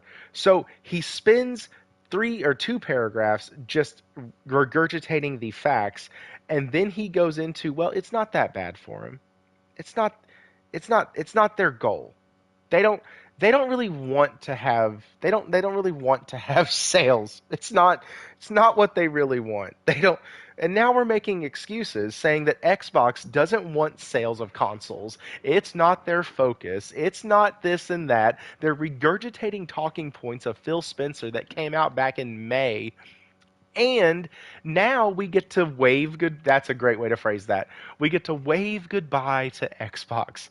Listen, if there's anybody on here who's an Xbox fan, I am so sorry. Just switch to PC, because then you can play all the PC games and you can still play all your Xbox games. And guess what? Xbox is not going to have a console after 2025, 2027. I'll say 2027. And the writing couldn't be clearer. They don't care. Their fan base is so delusional that they will try to spin anything, anything. Sales are down. We're getting our ass kicked 3 to 1. Yeah, but that's not really our focus. You know who says that shit? Losing teams. That is a loser mentality. No, what they'll say is like the start of next. Like you fools got to go out and buy a new console. I can use my stream my games. Yeah. And so it's It's that shit.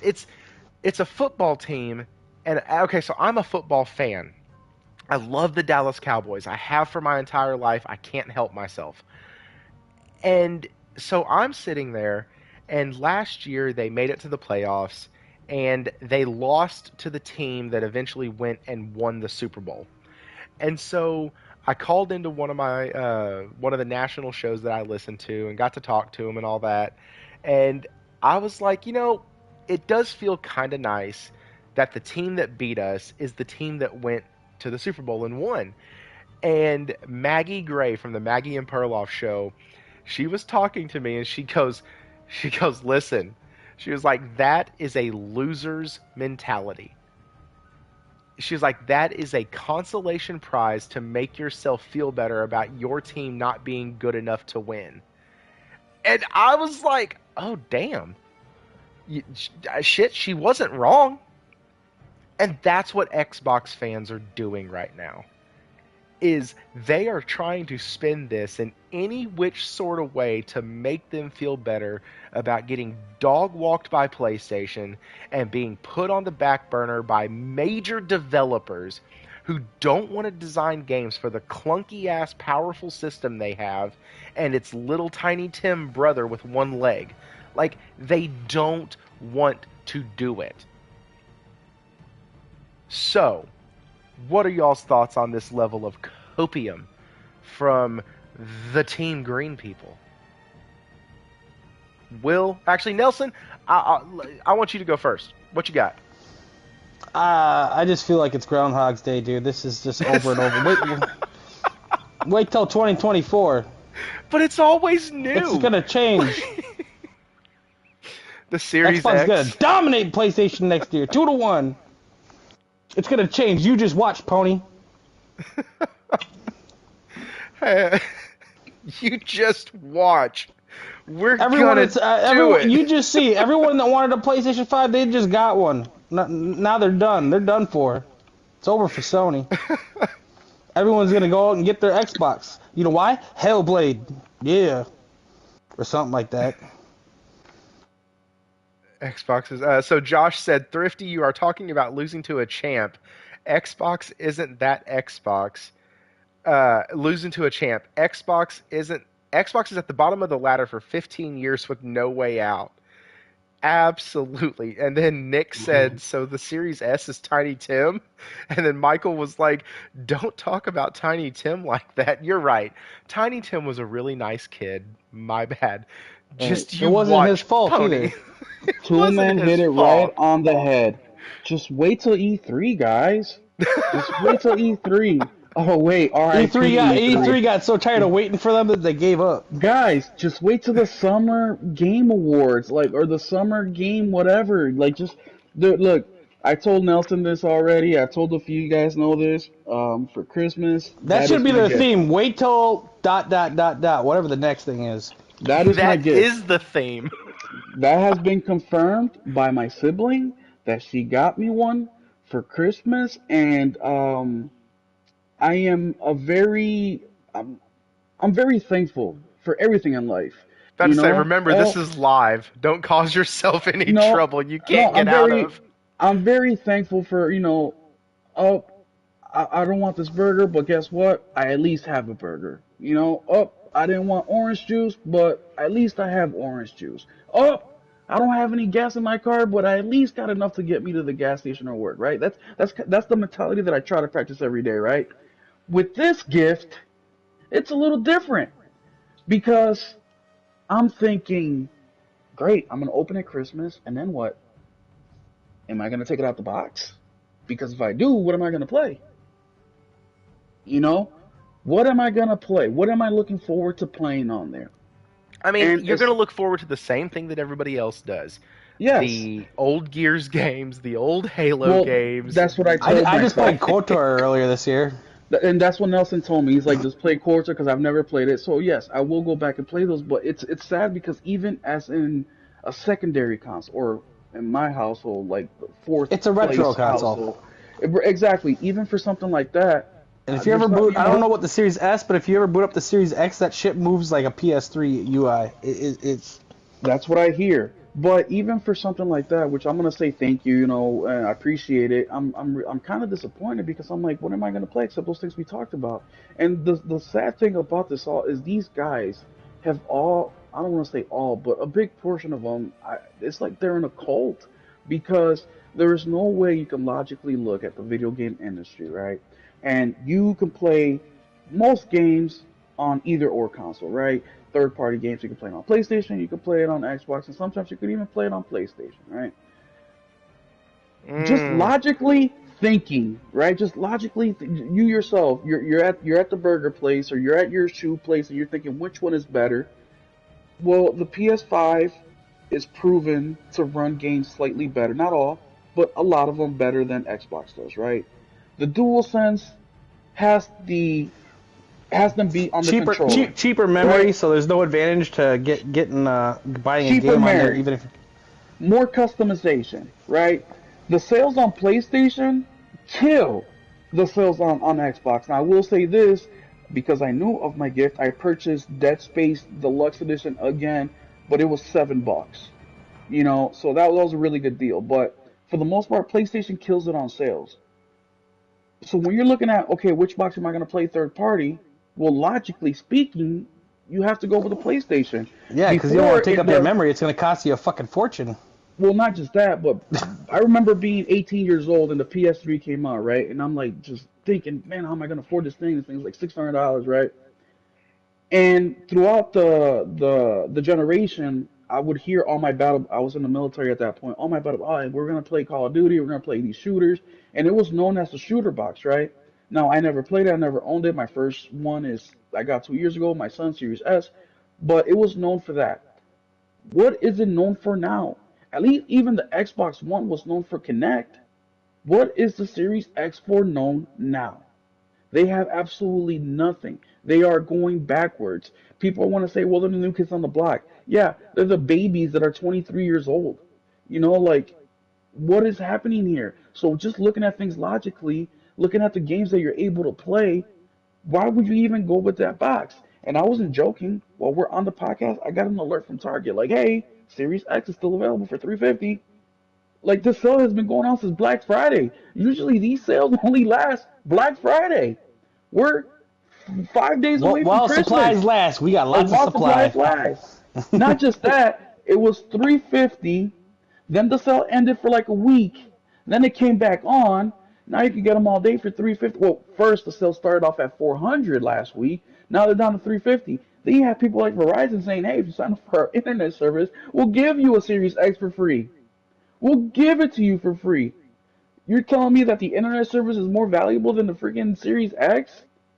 I just do not understand where they're coming from. Now, if we look at the numbers, like we've been talking about all night, these guys are saying that Ratchet and Clank was a loser. They're saying that $65 million is just a drop in the bucket, right? Oh, it's just loose change Microsoft found while Booty and Phil were talking about their next acquisition. Oh, hey guys, we found $69 billion under the gum, or next to the gum, under the couch. That's their mentality. Lyrian says, we're not putting our game on Game Pass. We built a quality product and we want to get paid for it. Nothing wrong with that. And they don't want to buy it because of that. The that wrestling game, not WWE, but UF or EC, I don't know, I don't follow wrestling. When that game was about to come out, everybody was like, wait till it's on Game Pass, wait till it's on Game Pass. And nobody purchased that game over on the Xbox side. Even though the publisher and developer told them, hey guys, this game is not going on Game Pass. For them, it It was was AEW Fight AEW. Forever. Yes, which I remember because Jess played the game on his channel, and I thought it looked pretty cool, and I almost purchased it, but I'm not a big enough It wrestling fan. reminded me of WCW Nitro or That's Thunder. exactly that's like NWO type shit. Yeah, yeah, yeah. But that's their mentality. They are basically, I don't want to say panhandlers, but they are. Man, I just don't know the word, man. They're like not beggars. Well, you can call them beggars, but it's just idiocy to me because remember, guys, gaming is an expensive habit, guys. It's not a cheap habit. It's not something that you are gonna come in with just $100 and be able to play the newest of the new. No, you'll be able to get in there, but you got to download the app on your TV, buy a controller, and then you have enough money to get a month and a half of Game Pass. and that's your entry level, and I guess that's what they're going for. But in order to do that, they're sacrificing the millions upon millions of gamers like myself who have invested in gaming and are looking forward to the newest tech. One of the things that I'm looking forward to in GTA 6, besides the how crazy the game is going to be, the biggest thing I'm looking forward to is how GTA 6 is going to push gaming forward. Because every GTA, they do something that's new that hasn't been done before, even if it's just something small. The last one, GTA They're the 5, only with studio big enough to really like do it. Like I understand they're a that. massive publisher that they're I the only get ones who that. can afford to do it. To be honest with But you, we still see it on the PlayStation side. Look at Ghost of Tsushima, the way the wind guides you. Like you don't have to have Rockstar money, Activision money to be creative. Xbox hasn't done anything creative since the Kinect. That was the last time they did something creative, and it failed because they put it out at the wrong time. Great technology, but their purpose behind it wasn't even for gaming. It was for something. It was for TV, for personal information. Microsoft had this old idea of advertising while gaming, of ads, all the way back to the release of Xbox One. They had this idea, and that's what they really wanted to connect for. And I'm not saying this because it's my opinion. Watch the 20-year anniversary from Xbox. They tell you themselves. Just like how they tell you that the only reason Bill Gates approved the Xbox was because they wanted a console in every home so they could put Windows in it. Because computer software, is their business. Yeah, So they're like, seriously, oh guys, shit. actually go check out King Thrash, his channel. Search up the history of Xbox, and I think it's part 2 that covers the Connect. And there's some Daydream shady, Productions. yeah, there's some shady shit that was going on with that Connect. And that's Hmm. the main reason why it failed. It didn't work like it was supposed to, and there were like interviews done where like people would ask these guys questions and almost trap them, and yeah, it's on the whole time so we can sell your marketing data. Like that's Yeah. your that's what we're Xbox still trying to never do. turns off. Like if you turn off your PlayStation and try to charge something, it won't work. Your Xbox never really turns off unless you unplug it. And I So hope there is an X. I'm sorry, let me just say this one last thing. no, you're good, you're good. I hope there is an Xbox fan listening to this podcast because this is very information and this is directed towards you. And I'm telling you this because, like how I would tell my son, don't touch the stove. I don't want him to get burnt. I don't want him to get hurt because I love him. Same thing to you, my gaming brethren. I don't want you to be disillusioned anymore. What I'm about to say is, look at Phil and how he reacts, right? You guys love him. Why do you love him? Because Phil is charismatic. He gets he responds to tweets. I thought it was hilarious when he responded to Craft Gamer 2 weeks ago on X, right? But why is he doing things like this? I'll tell you why right now. Nelson, you're better at this than me. What was the guy before Phil Spencer? Don Metric. Don Don Metric, yeah. Metric.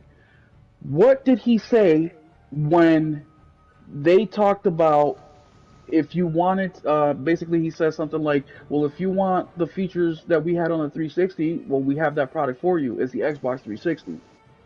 The Well, reason, if you can't be connected to the internet, we have a product yes, for you. exactly. The reason Phil is the way that he is because he has to.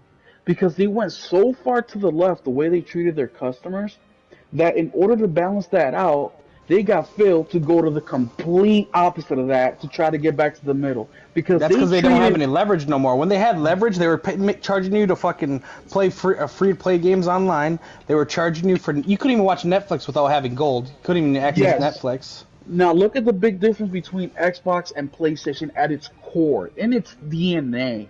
And this is what really makes the difference between the two companies. Because guess what? They're both developers. They both make games. Yes, PlayStation is better at it, but whatever. They both do games. But the core DNA, when we talk about shitty business practices, right? When we talk about how they want to screw the gamer, Xbox charged you Xbox, $50 a month to play online back when $50 was probably $100 these days, and you got no discounts, no free games, not dick, just being able to nothing. play games online. They started giving away games with gold after Plus came out. But when PlayStation messed up with the PS3 and the price point, which by the way, for the technology and at the time and what it It actually was actually was, a steal it because I was wanted a a Blu-ray steal player. Blu-ray player. They took a $250 loss on every on console. every console. At the time, it was definitely worth the money times 30% of what we bought it for. But that's besides the point because we're gamers, right? We don't give a shit about anything else. PlayStation did what they did. They learned from their mistakes. They came back and overcame the generation, right? They ended up outselling the 360 by I think it was like 10 or 15 million consoles, something like that. More will probably or Josh will probably know because he's producer. They learned So from their mistakes and they did better. Xbox, they didn't do that. They tried to bullshit you with kindness and with Phil to have you forget what last decade was like. And the biggest kick in the nuts, I'll go to this If interview they every ever get single a time. hands up or an advantage again, too, believe me, that'll The change when they're that not the will beggars no change. more. But when he said it's not like if we can make a great game that all of a sudden PlayStation gamers are gonna come over to the other side. That's exactly what needs to happen. But I just want you to, if nobody has told you the truth as an Xbox gamer, that is the truth. They do not care about you. PlayStation, at least, they're upfront with it. Like, dude, this is a business, and I know we're gonna get money out of you, and the best way to do that is by giving you the best product we possibly can. And that's not just PlayStation's model. That's something that even here we do at the podcast. We try to give you the best information that we have, the best opinions, to keep you entertained as best as possible because we want to earn that subscription. We want to earn that like. We want you guys to feel like it's a community. We want to build that from the ground up. Xbox doesn't. They just manipulate you as a gamer, and it's very sad to see when you tell me that sales does not matter, when you tell me that $69 billion was just extra change that we had laying around. I'm sorry, I'll stop talking now.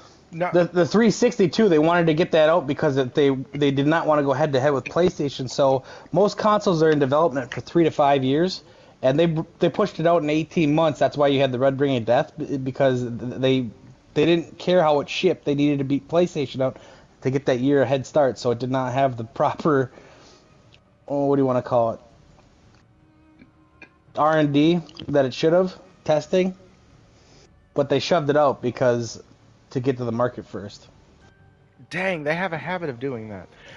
So this is, we've talked a lot about the Xbox side. Let's hear what Jim Ryan has to say. Achieving this I thought PS5 he got sales, fired. Did he escape the nursing home again? yeah, the, And the he got a ach- suit on. yeah, no, he doesn't.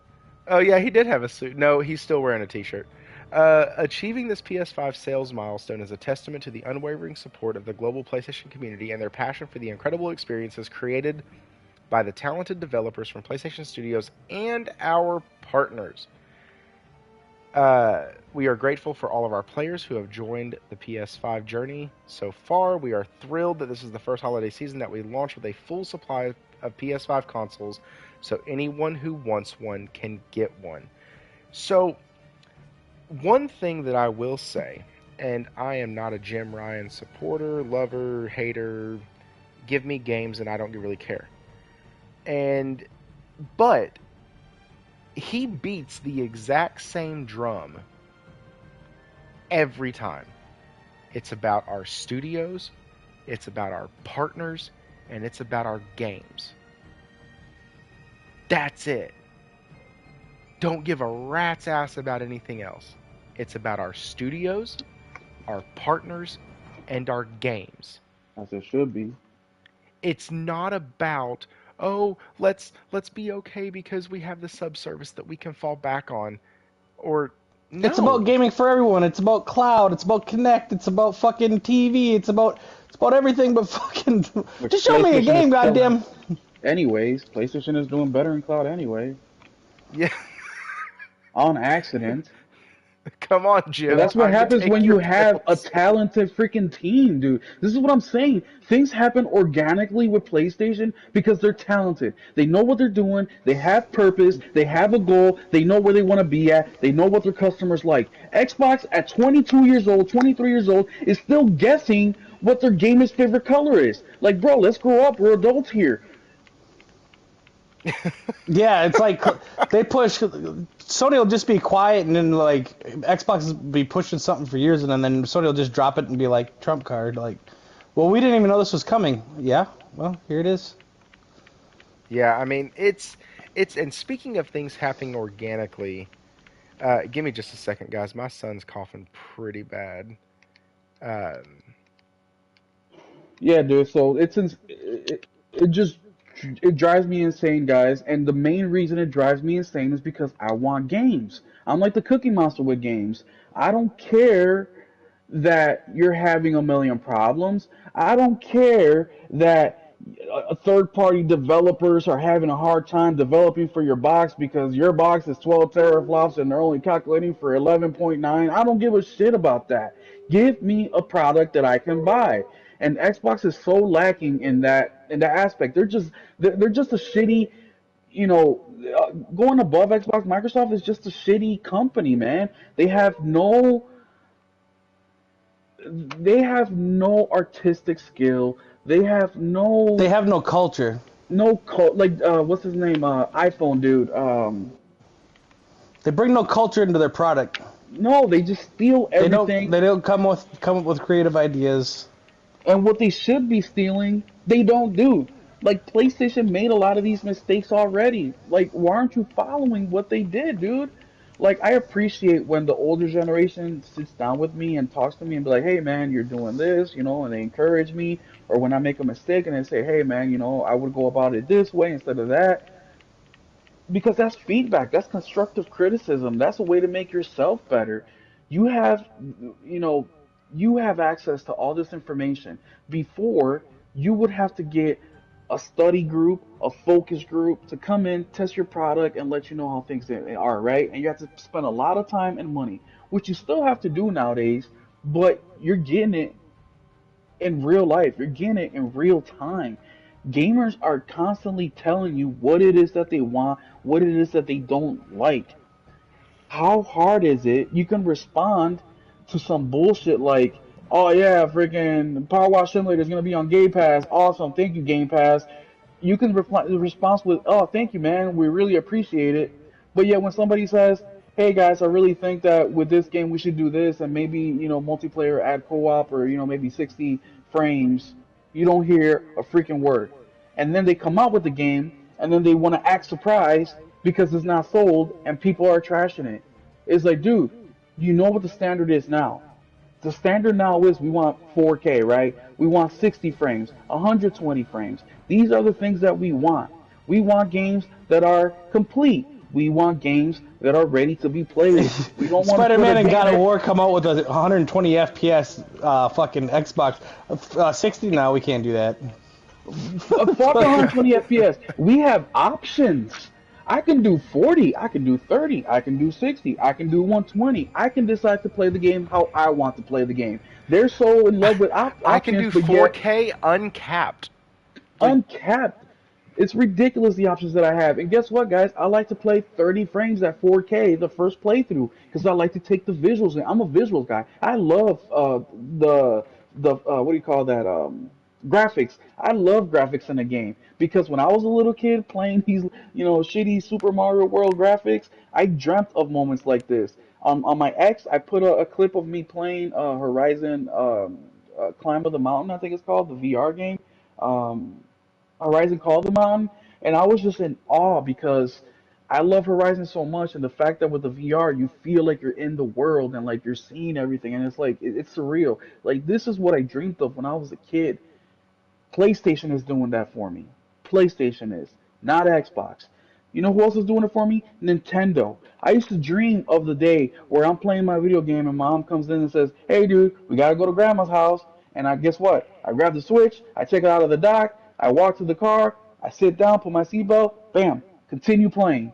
Nintendo did that for me now as an adult. too bad I gotta drive now.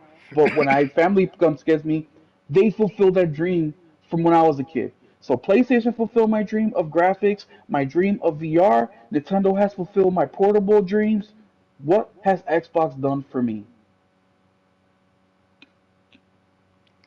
Uh, tramp stamps, You just wait till tattoos, 2024. like No, I'll wait till E3. E3's coming, bro. so guys, we've talked a little bit about PlayStation and how they grow organically and their partnerships. And last week or 2 weeks ago, they did a partnership where, no, I'm sorry, 3 or 4 weeks ago, they did a partnership with an audio company, and then they signed a second party deal with Dadgummit, the Korean studio. I think it's Korean. Necor, or something like that. Yeah, yeah, the people Nightcore, I think it making is, yeah. Stellar Blade. Um, they Shift signed up. I think the they're Shift with Up. somebody Thank else. you. They signed the deal with them, and now I don't necessarily like a lot of these games from from this company because all I know them as are the guys who make the Dynasty Warrior games, and those games just were never really that fun to me. They were fun for like a time waster, but that was it. And so let's listen to what they did this time with Koei Tecmo. According to the official press release from Insider Gaming, according to an official press release, Sony and Koei Tecmo own new shares in mobile game developer Akataka. Yep, Akatsuki. There we go. With plans to collaborate on new games. Akatsuki is best known for their work on mobile releases such as Dragon Ball Z Dokkan Battle, which is actually a really fun freaking game, and a, a can't say that word. The Forgotten Alchemy, and the Polar Light Liberator. The developers state that their new business alliances should strengthen their game development capabilities and overseas marketing. Overseas marketing. That's because of Sony. The company's new press release also links PDFs that reveals Sony will now own 9.87%, while Koei Tecmo will own 7.97%. Wait, isn't They that the same percentage that Sony owns from Soft? Or they own like No, they own 15%? 16% of Okay. FromSoft. Okay. Oh, well. Uh, It's crazy how Sony's involved even with Souls likes, huh? well, it's because their fan base absolutely loves Souls Oh, likes. so they go with okay, no, just checking.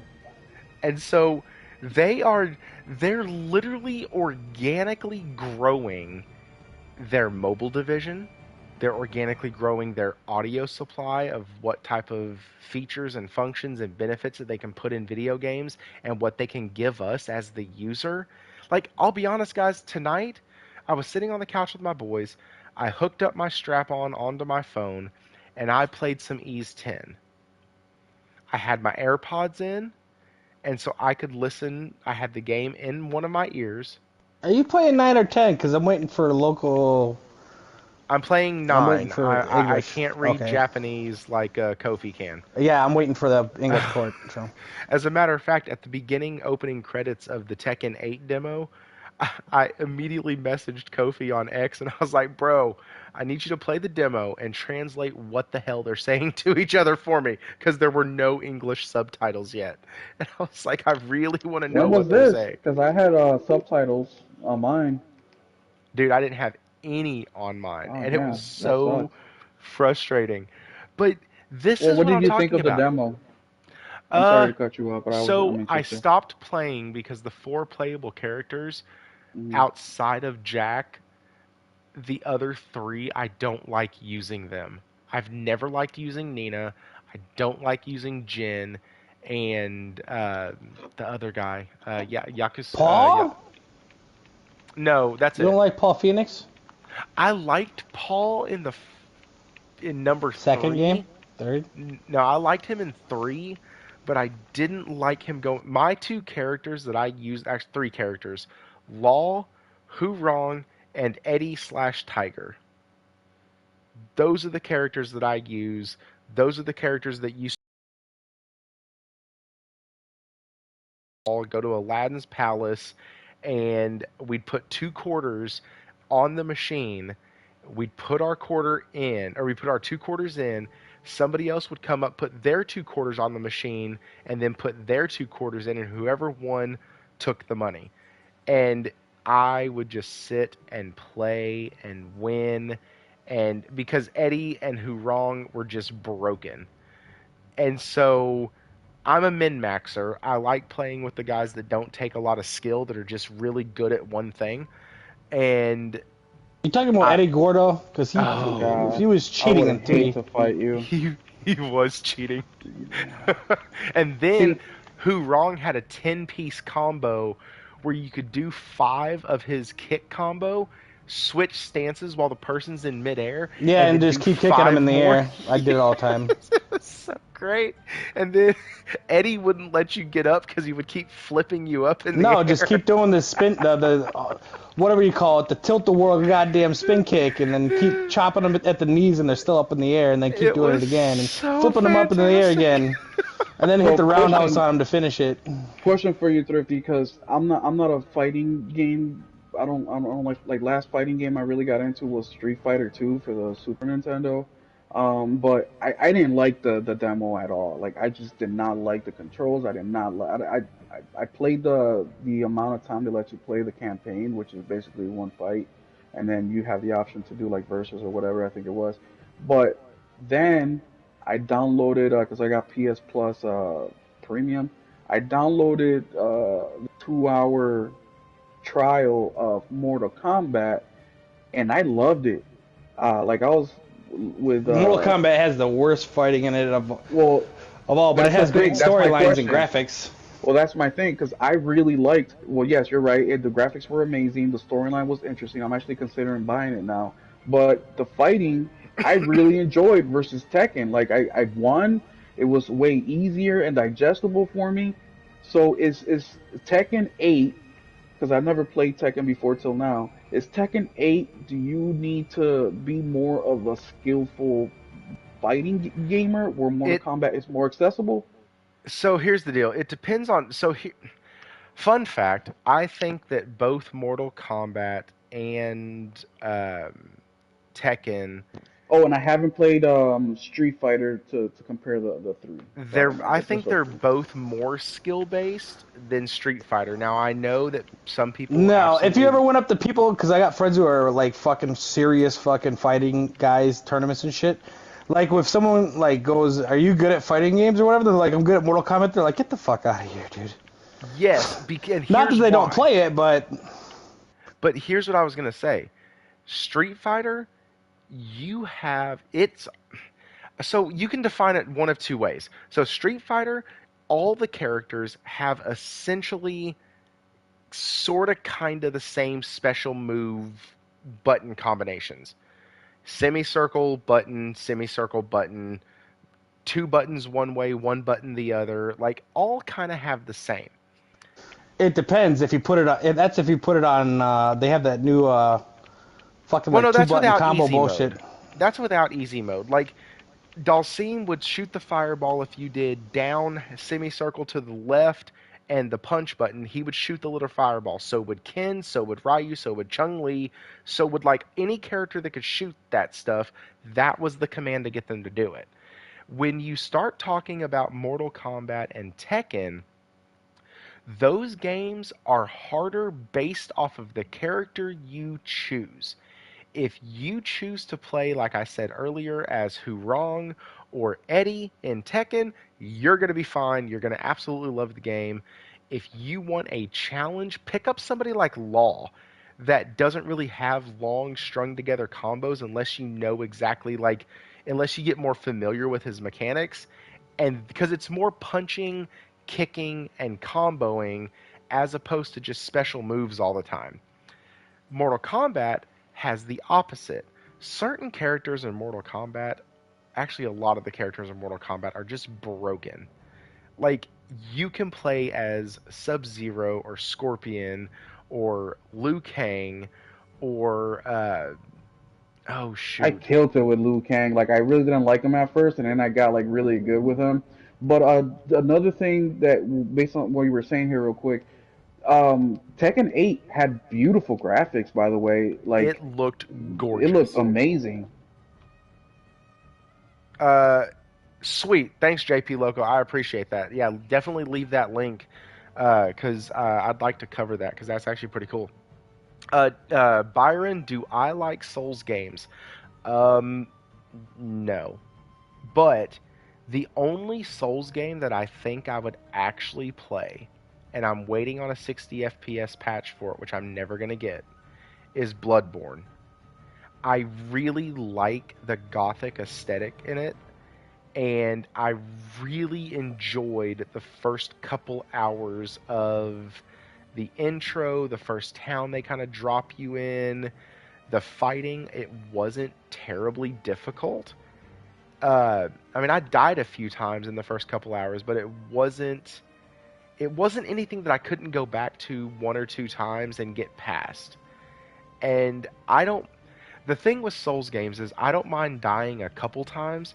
I don't want to spend an hour dying and restarting, dying and restarting, dying and restarting. That's not fun. And so I remember I was playing, dude. We were actually all the three of us were playing Remnant Remnant, 2, which is and on there sale by the was way for $29. And War, I'm waiting for that invitation. Sorry, it's a great Turkey. deal. We were playing, and there was literally one of the final stage bosses of this certain biome that we were in, and Wara, that's a totally different thing. Those fights are 3 minutes. And that's also why I don't play a lot of fighting games, nor do I purchase them on full at full pop, because eventually I'm going to get tired of getting my ass kicked and I'm just going to put the game down. But it was a one-shot kill. So if this little puzzle mechanic and this little boss, Oh, the the way cube. the cube fight, yeah, if the cube even hit you, you were dead. You were completely done, and you had to wait. You had to get revived at an actual save point. Like a team member couldn't come over and resurrect you. You were just dead. And we died probably 6 times. And after the third time, I literally said, fuck it. I hate this game. This is why I don't like games like that. Then we finally beat it, and we moved on, and the rest of the game is still Thanks fun. to me, by the way, flexing Yes, over here. absolutely. Nelson and I were no help in that I at don't get to all. feel good about it because I get my ass whooped like Thrifty too. So the fact that I actually did it, I felt proud. But I also did it like three other times before. So The claymores, I like mashing. I am one step away from a caveman when I play video games, okay? Like the rest of my brain function shuts off and I literally just button mash. Like so speaking of Ease 9, the combat in that is so simple and so fun, and it's implemented in such a way where your fingers are always doing something, pause, but they're not, it's not boring. Like that's one thing that I liked about the fighting style in Hogwarts Legacy and in Final Fantasy 16. Yes, they were simplistic. Yes, it was holding down a one of the L buttons and combining it with one of the face buttons. Cool. Not that hard. But you were always doing something. It wasn't like in a shooter where you're just holding down a trigger or like, and I'm saying that in a very basic, like the old Modern Warfare style, or not Modern Warfare, Medal of Honor style, where you basically aimed and shot. That was it. Those games aren't interesting to me. The games that are interesting is where my hands are constantly having to just go everywhere on the controller. I don't want to have to sit and wait for 5 to 10 seconds for a boss to come up to me, do its dumbass swing that's going to hit me anyways unless I catch the iframe. I fucking hate Souls games. They drive me absolutely batshit crazy. And that's why I go back to JRPGs and action adventure games. Okay, so Josh, I downloaded Stranger of Paradise. Will Nelson, I'm so sorry. I know I'm interacting with the chat a lot tonight, but I played Stranger of Paradise. a while back, and patience is a skill, a good skill. Yeah. I also, that's another thing. I don't consider Souls games when people are like get good. I don't think that Souls games are a testament of how good you are. It's a testament rather to how much patience you want to have while playing. Because I could learn. Listen, I've damn near beaten bad dudes on the regular Nintendo. I can learn attack patterns. I can learn when not to do certain things and how to act and how to work and how you need to dodge this or move out of that. But like I don't have to do that anymore. Like, do I want to? You know, Right. like we don't have. A thing that really frustrates me about the Souls games the most, the thing that pisses me off about the most about Souls games is the cheap shots. I just despise it. Yes. I don't mind a game being difficult, right, and having to earn that win. But I don't like games being hard just because they're supposed to be hard. Like, be hard because your development of the game actually is skill based. Don't make it difficult like how Thrifty's talking about the cube and Remnant. It may feel like it's cheap shots, but once you get the hang of it and what you're supposed to do, it becomes very simple. So therefore, it doesn't take more than 3 or 4 tries. But In now you sound Elden like a Ring, Souls player. You're no, it's not a arguing Souls away player the cheap shot. because no, it's not. I said it may feel like a cheap shot, but it's not It because is. after 3 or 4 times, you can get past it like we did. That's In the true. Souls That's game, true. like Elden That's Ring, true. it can take I you. don't think me and him ever fought a boss more than 3 or 4 times. No, but That's you'll true. see Yeah. Elden Ring or Souls game, Souls like gamers be proud of the fact that it took them 10, 50, 20, 30 times that they broke a controller. They were pissed. They stopped talking to their mom, their wife for 2 weeks because they were so mad. Like they're proud of this shit because they finally overcame it. Dude, I'm a 35-year-old man with a mortgage, with a family, responsibilities. Like when I game, I don't want to be on the same boss for multiple days trying to get past it. And yes, I understand the fact that you overcome an objection, you overcome something that's difficult, and I understand the reward in that. I really do. We all do it at work, right? We get through the long week and we finally get paid. Like, yes, it's time to buy games. It's the weekend. Let's buy snacks, a pizza, let's game. But I'm not 15 where I can practice this all day nonstop. That's why some of us get murked by 12-year-olds on Fortnite and Call of Duty because they're on winter break. They're playing this from the time they wake up. They don't even brush their teeth. They go straight to the system and they start playing and they're able to hone these skills all day. So by the time you get home from work, you get murked by little Timmy who's been playing all day and you're light work. You're his warm up before his boys can get on because they were on at family member's house. I'm not down with that. So the cheap shots is the main thing with Souls games that I really dislike, and two is the amount of repetition in order to continue the game. So the claymores. See, Uh, Yeah, it's Rowana like says the it. the first fight. It's you know, it's like okay, I died. Okay, I gotta left, circle back, forward, and then like okay, then the next attack, like you gotta sit and memorize everything for fucking 5 hours. Like, dude, kids have my patience gone before breakfast. And Wara, So I understand what you're saying.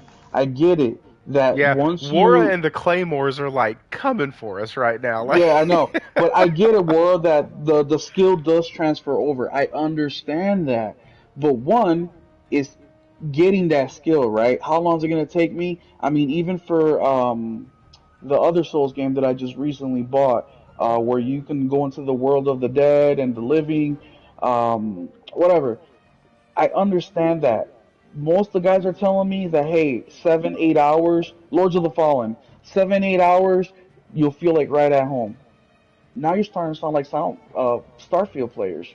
Oh, you just got to get past the 10-hour mark. Oh, you just got to get past the 20-hour mark, right? And then secondly, no, no. Now that's hang on, because I will sit there and say that at least those games that these guys talk about, those Souls games, those are high quality. They all look good. They most of them run really well.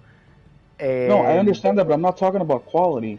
I'm talking because you can get a shitty quality game and it applies the same way. If you got to get a technique because this is Souls like down for 7 hours, and the other thing that I was gonna say is, yes, a skill transfer, but then you go to a different boss, and their whole attack is completely different. So now you gotta practice another 2, 3 hours with this guy before you're able to go on to the next level. And you gotta continue doing this over and over again. So yes, there's fundamentals of the game that the skill transfers over, right? Like now you know how to dodge properly. So then instead of spending 5 hours with this boss, now you only gotta spend three because now you gotta learn their patterns, right? And then the next one, instead of doing three, now you're doing it in two. The point is, you still have to do it numerous times. With a game like Remnant, that's another thing with Rise of Ronin that I've been email or DMing Nelson about because me and Nelson were out of this game, right? Because they're Ninja Theory, they do their combat and all that. We're gonna be out. But based on some of the information that I've been finding, I've been sharing with Nelson, they're gonna have difficulty levels. They're trying to make the game more accessible. Now my interest is peaked again because I love the samurai thing, I love or the Ronin thing. I love the what they're doing, but I just don't want to deal with the difficulty. Give me the option just like I'm all about options. We talked about that on the previous segment. How PlayStation gives us the option between 30, 40, 60, 120 FPS, right? Give me that option on a Souls game. If the game is too difficult, then let me set it down a level till I get adjusted. If the So game is too easy, let me set it up. speaking of the options, I was reading an article last week, well, within the last 7 days, and it was from it was based off of a chat that we were having in the Discord about folks talking about Rise of Ronin being a Souls-like because it's Team Ninja. And so I looked up some stuff on it, and I was like, okay, that's cool. Or somebody posted something in the chat, and I went and looked it up, and they actually are going to have difficulty settings in there. And then I got to thinking about it. This is a PlayStation exclusive. PlayStation knows their gamers like options. They know, as Jim Ryan stated, thank you to the players who support these wonderful experiences. Like, that's what that I have to think. I have to think that the only reason Team Ninja, or is it Ninja Theory or Team Ninja? I always get them screwed up. Team Ninja. Thank Team you. Ninja. Team Ninja put difficulty settings in there is because PlayStation probably had that in the contract somewhere. Like, hey, listen, we know our players. We need difficulty settings because and here's the deal, guys. I am baffled. Thank you, Josh. I always get them mixed up. We are baffled by people who can take God of War, put it on the hardest setting, and go fight the Raven Queen and kick her ass without taking any damage. Kudos to those guys. I love you for it, and I love watching the sick shit that y'all pull off when y'all do that type of stuff. Yes, and Thrifty, real quick as well. And guys, just because people like me and Thrifty don't like these games, doesn't mean I want them gone from existence. Oh, Hell absolutely no. not. I think they should keep making them and make more of them. I think that there should be more for all of us. We should all enjoy what we like. And War One, if you want to get your ass fucking slaughtered for 35 hours, that's your prerogative. That's what you like. You do that. Yeah, you do you. If you like your girl to whip you too, that's fine. I just You don't do just you, don't sign bro. me up too. Yep, I'm not gonna talk down to you. I'm not gonna judge you. But the one thing that I will say about Souls like that I've seen, I'm not saying all of them, of course. I'm just going based on my own experiences. As soon as you say you don't like a Souls like, they attack you real fucking quick. It's like if I can, if why are you attacking me? It's just my preference, bro. If I prefer Spider-Man over God, like I'm not a big God of War guy. Like yeah, I think the graphic is good. It's a PlayStation game, so of course the game is good. But I'm not really like the mechanics, the combat is not really my thing. Now I've been enjoying Valhalla, but I still haven't finished it. Like I played it for like 3 days. I paused it. I'm actually playing Jusant right now. I hope that's how you say it. I'm playing that right now while we're on the podcast. But I'm not gonna go ahead and shit on somebody because it's their favorite game. No, do you? That's cool, man. I'm really glad that you enjoy it because I'm a gamer, so I know what it's like when I really enjoy a game. Like I want to share with everybody, and that's okay. Tell me about your missions. Tell me how you overcame it. That's cool. Just why are you shitting on me because I don't like Souls-like? That's all So I'm saying. this is that playground energy. I am really super appreciative of the chat tonight because Claymore's is on one. He said, "No, the issue is your gaslighting. The games are nothing like you're describing. Completely ignorant about the genre." So, Claymore's, let me ask you this. Let me ask you, Oh, as Thirsty, like I a haven't bought Souls, Souls, whatever, Souls 3, Elden Ring, Lord of no, no, no, don't say that because buying the game doesn't mean that you want to do that. Also, guys, the video is going to go away just real quick. We're not losing the stream at all. I am looking up something real quick because I want to make sure that before I open my mouth, I have my facts straight, as I usually like to do. So give me just a second. I'm going to try to pull something up real quick because I want to actually see something. Um, so, Claymores, I want to ask you, and even the rest of the chat, as a person who's not a huge fan of Souls and would like an entry point that's not Elden Ring because that game bored me to absolute tears. Um, what game would you recommend, or do I just need to suck it up and go back to Bloodborne and play it at 30 FPS? And I really want to know that from the chat. Dude, I was super excited for Elden Ring. I bought that game day one because they said, oh, with the open world, you'll be able to, if you can't beat a boss, you'll be able to, do other shit to level up and get whatever The and game was upgrade boring as yourself. shit. And I was really excited for that. And after 4 hours, I was like, this ain't it, bro. This is This not it for me. this ain't the one.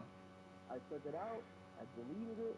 It's been sitting right there. I never traded it in because I may eventually want to go back to it, like I always do. Just because I don't like something doesn't mean that I give up on it right I away. bought it day one digitally. I switched arrows to fire arrows, and then I wanted to switch back. There was no way to find it out online.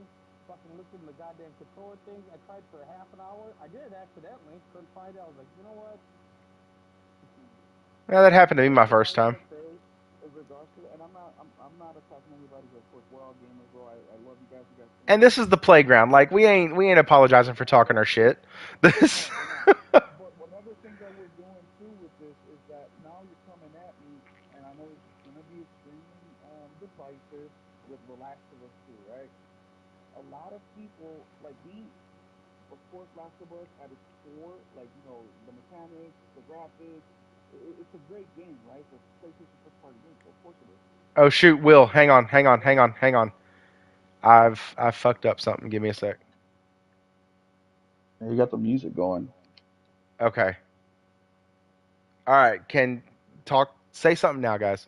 We're still hearing the music, but it's anyways. So with The Last of Us 2, one of the biggest thing when people find out that somebody doesn't like The Last of Us 2 is they say, "Oh, you just don't understand the story about redemption and forgiveness, and it's not a revenge story." And I'm sitting there like, guys, I understand the freaking game. I just did not like it. I didn't like the way they went about it. So sometimes, and we all do this in our personal lives as well, where somebody goes against something that we like, and we're just saying, "Oh, dude, it's because when you took a bite of the sandwich, you didn't put the mayo in it, or you didn't put the ketchup. You have to eat it with the ketchup. That's what makes it pop." Like we get it. I tried the sandwich without the ketchup. I tried it with the ketchup. I ate it upside down. I even bit into it and took a sip of soda and mixed it all in my mouth, and I still didn't like it. We understand it. We get it. That's why we know that you're passionate about these things. That's why we know. That's why I say they shouldn't stop making them. They should keep making them at the pace they're making them, if not more, because we're all gamers, so we all deserve to play what we like. But accusing me of that I don't get it or I don't understand it. First off, it's not my job to try to get it, understand it. It's the developer's job to help me understand and get their vision, not the other way around. So, speaking of getting the vision, and speaking of games, and speaking of developers, and speaking of games that we're totally hyped about, I am going to kind of transition us just a bit. I'm sure we'll jump back over here in a little bit, but Final Fantasy VII Rebirth is a game that I am stupid excited about. Stupid excited about. And Josh and I, funny enough, we have had actual conversations through Discord, through like the voice chat function on Discord. We have had private conversations on Discord, and we've had open conversations about this game. And him and I love that I have another friend that is as excited as I am. And so, Final Fantasy VII Rebirth, this was posted today, has totally new cities that are not in the original. This is from IGN, and it says Final Fantasy VII Rebirth will feature totally new cities not in the original PlayStation game. Speaking to Game Informer, director, God, I'm going to screw this up, Nokai Hamaguchi said Square Enix wanted to expand the original Final Fantasy VII to create a deep and expansive world. This is in quotes now. In Rebirth, we've added these type of cities like the Crow's Nest, totally new cities that did not exist in the original, to go deeper and create this whole world view of Rebirth, Hamaguchi said. We reach this area after completing a quest, and then this place unlocks. The residents already know Cloud, and the party are a part of Avalanche. Crow's Nest is a sister town to Final Fantasy VII Classic Under Junon. Oh my god, I'm so excited. Which shares a similar anti-Shinra atmosphere that players will seemingly encounter, or seemingly only encounter, if they go on exploring beyond the main quest. Part of our game, part of our game design that we took on for Rebirth is that the main storyline, you'll be saving Yuffie under Junon, and then from there going towards Junon, and then going forward to Costa del Sol. That's so fucking. Oh, that's so cool. But for example, hearing the stories of the anti-Shinra people living under Junon, you could feel like, what about the Crow's Nest area that I'm hearing about? Maybe I want to go over there and explore and go into a side adventure on my own to save people. We want the player to be able to make these different adventures and go on their own journeys according to their interest. We still don't know much about Final Fantasy VII Rebirth, though a trailer released during Summer Games Fest showed off other iconic locations like the planetarium at Cosmo Canyon and Mithril Mine, the cargo ship, the inn at Calm, and the Nibelheim reactor. As Final Fantasy VII uh, Rebirth's February 29th launch date nears, fans are slowly but surely learning more about the game. Square Enix has previously confirmed that the game features new story content centered around Zack and perhaps even incorporates backstory for Sephiroth included in the mobile game Final Fantasy VII Ever Crisis, which we already know this is. Oh, God, I love connecting the dots. I feel like that mad scientist. We already know that what they said was that Ever Crisis is going to be considered canon. So the events of Ever Crisis have happened because they've taken the entire timeline and condensed it down into Ever Crisis. And so the things that are that's the only reason I wanted to get into Ever Crisis was because it actually has story beats that are not going to take away from the game, but definitely add to it. And Josh, I fully agree. But guys, we are getting everything, everything that we could have wanted from Final Fantasy VII Rebirth, and I am super freaking excited. Warawana said Josh is trying to keep Thrifty for himself. Dude, Twisted, I just found out about Grand Blue Fantasy Relink. Like, I knew it was coming, and I've been excited for it because it looks really cool. But Nelson was telling me that the game is actually like a multiplayer type game, or it Co-op. can be. It's co-op, right? It's like up to 4 people, I think. That's so freaking exciting. Do you realize how long I've waited to play a game that wasn't some MMO online RPG, but just hop into a JRPG with my buddies? And that sounds freaking fantastic. And so I am super excited about games coming out. We have another thing that we really wanted, or that uh, Will really wanted to talk about. So I kind of want to get there, but I want to cover the absolute best freaking news that could have happened for the people at Activision Blizzard. Microsoft announces more Xbox leadership changes at Activision Blizzard's Bobby Kotick departs. Microsoft is largely keeping the Activision Blizzard leadership structure in place, minus a few high-profile names. Long and the short of it, Bobby Kotick is out.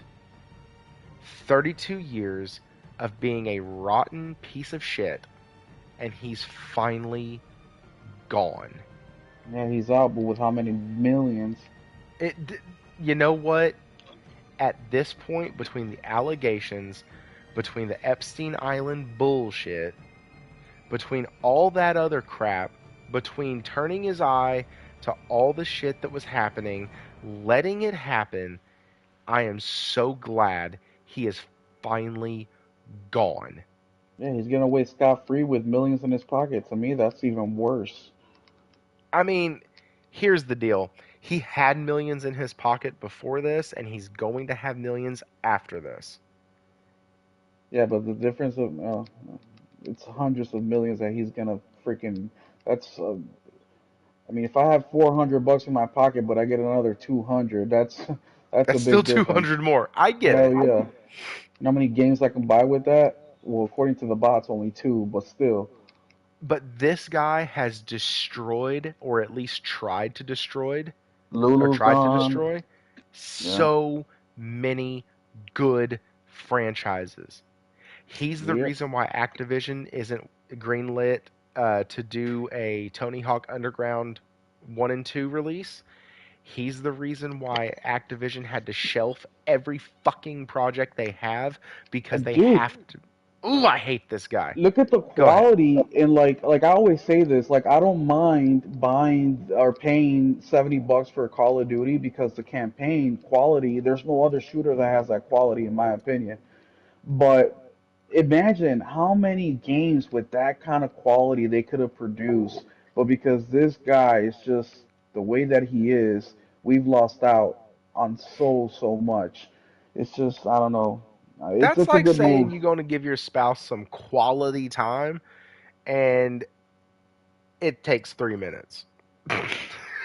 Like, wait, what the fuck was that? What happened? You said quality, you said great campaign, you said amazing stuff, and then you gave us Modern Warfare 3 with a 3-hour campaign. The DLC for Ragnarok is longer than the entirety of the campaign of Modern Warfare 3. Yep, that's why I didn't buy it this year. And it's because Bobby Kotick has made them continue to release one frickin' Call of Duty game a year. Quality is going down. He has destroyed that company, and the literal only thing that has kept that company going is the fact that their IP is beloved by millions. That's it. There's nothing else. It's literally gamers are trapped. They bought a $500, $300, or $200 box to be able to play Diablo or to be able to play Call of Duty. And that's a fact. I know people who the only game that they have installed on their PlayStation outside of Astro's Playroom is Warzone. Because that's it. They only want it for that. They don't care I about don't anything get else. that, dude. Ah, man. I Dude, was asleep for so long and I can't. That's like going to the buffet and just eating chicken, nothing else, no pizza, no potato. Like, hey, but it's their prerogative, you know what I'm saying? Like I always say, whether you game just a couple hours a year or you're gaming 4 or 5 hours a day, man, you're a gamer to me. And this year I'm proud of myself. I beat over 60 games. Last year I beat over 70 games, and there's just so much good stuff out there. And it's just a joy, and the fact that people like him prevent especially the developers from, getting in their creative vibe and just making something ingenious or something new and something that's creative, all for the, bottom line, where if you just let it happen organically, and that should be the key word of the day, organically, these things will happen. I mean, these guys that work in this industry, they do it because most of them are passionate. Because it's not easy to get into the games industry. You really want it. You really got to get your skill level up. You really got to get you have to be a professional. You have to do so many things in order to just even get an opportunity to get the job. So when they're in there, they're trying to make the best of it. But we have to treat people like adults, and like I tell my colleagues all the time, especially now that things are going to be changing. I tell, hey, if your employee fails you, it's not their fault. It's your fault.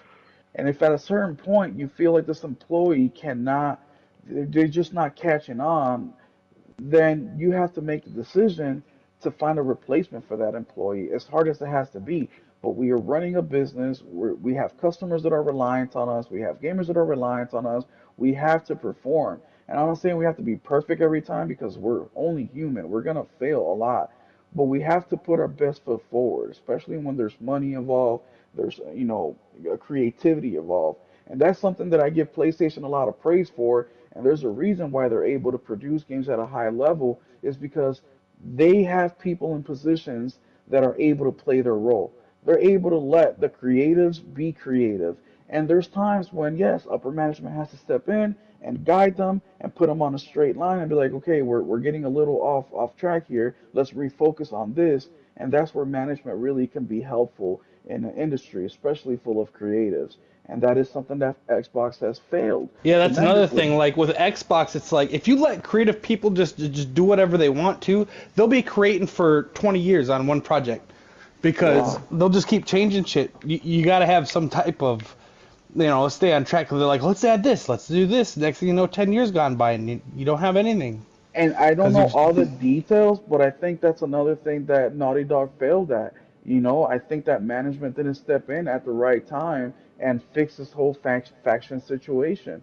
Because based on what we're hearing from all the developer, the people who have been involved with the game or seen the Yeah, game or let's do played the this. game, Let's add this. Well, oh, now all of a sudden we can't do this. Well, you should yeah, have known this as you were kept adding more to the plate long time ago. exactly. Like like we all know, even just as gamers, like we know the scope of things. Like we know if you have X amount of people working on a project, then we know we can expect roughly this type of product. You're not gonna build We a house with two people by the end of the week. No, no, you're just not going to. Of course, you could build a house with two people. It's just gonna take longer than a week.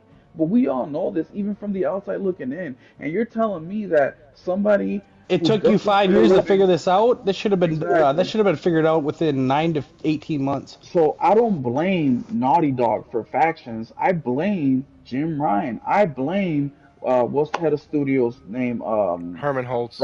Herman. I blame Herman Holtz for this. That's who I No, blame no, it for was Naughty factions Dog. failing. No, no. No, That'd that was be. all Naughty Dog. They're to blame too. But who is their boss? Who is responsible for cutting the check? That's who I blame at the end of it all, and that's That's what why truly the division, truth. deviation. It's like, well, like we got all these talented people and stuff like that, but after 2 years, what do you have to show? Like you guys still don't know where you're going. That's why I think that one lead left because they had like two leads. I think they wanted to go two different directions, and there was confliction there, and they didn't have a fucking clear goal, and they had already spent $75 million, and No. they're like, Yeah, bro, Josh, I disagree, bro. The reason I don't, and I'm not saying Naughty Dog has no blame in it. Of course they have blame. For Druckmann, he's got a lot of control over at Naughty Dog, right? So I'm not saying they're blameless. But at the end of the day, the parents are Jim Ryan, Herman Holtz. Their kids, i.e., the studios, can only get away with what they're allowed to get away with, and they allowed this to continue. They even brought Bungie in there, and they continued. So yes, I do blame Naughty Dog, but up to a certain extent. Jim Ryan is to blame for this, and Herman Holtz is to be blamed for this, as well as Naughty Dog, but the head of mainly them studio, two. the head of the And the that's for any project, leader. If you're in a leadership position, even if it's outside of your control, but it is within your boundaries, it is your fault. It is your fault. And that is the number one thing. That's the hardest thing for people being, and I've been in management my and whole now you life. know why Connie Booth got let go Got, because yep, that was that was part of now it. you know. But yeah, I've been in management, dude, my whole freaking life since I was 16. Even when I started working at McDonald's, I started at Fry's for 8 hours a day during the summer, and within a month, I was promoted to crew trainer. So I've been in management my whole life. Even in the military, I was a sergeant. I had my own section. The responsibility is to the leaders. And yes, there are leaders within that group that we assign to them, but they report to you. And you need to train these people properly in order to relay that information and that communication with you. And you're the one that should be, I tell the guys at my job all the time, I know that it's harder to do things by yourself, hence why we have people to help us out. But at the end of the day, if the only way the thing's gonna get done right, then you do it by yourself, even though it's gonna take you longer, then guess what? We got to bite the bullet and just do it ourselves.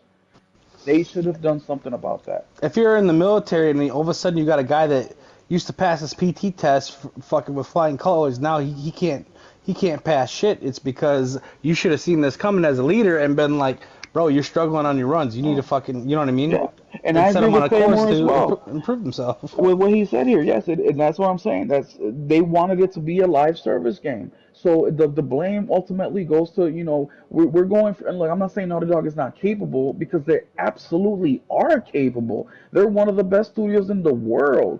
We're talking about worldwide talent here, so they're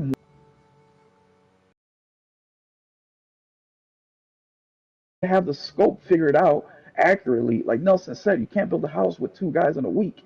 So that this is I blame upper management 100%. They should have known better. Once again, I talked about Xbox following PlayStation's example as far as their mistakes and how to recover from that. This isn't the first live service game that has went down the drain. Numerous ABK, I mean not ABK, but Blizzard and all these other companies have failed with live service game. Ubisoft is failing with a live service game every other week. It seems like the mistakes have been done over and over and over again. So why are we gonna take, especially when we're talking about profitability in gaming, right? And how much we should be charging, and how these games cost all this money, and the return isn't what we want it to be. Why are you going to take one of your top producers and put them into a live service game of that scope and nature when you know that something like Fortnite started organically? They made Fortnite just screwing around, and time by time, bit by bit, they were able to build this thing into what it is today. They could have done that with Faction, but they Whenever took a people bite. point out a big live service game too, like that's what I'm saying. Because when they said Naughty Dog was making a multiplayer, and it was gonna be big, whatever.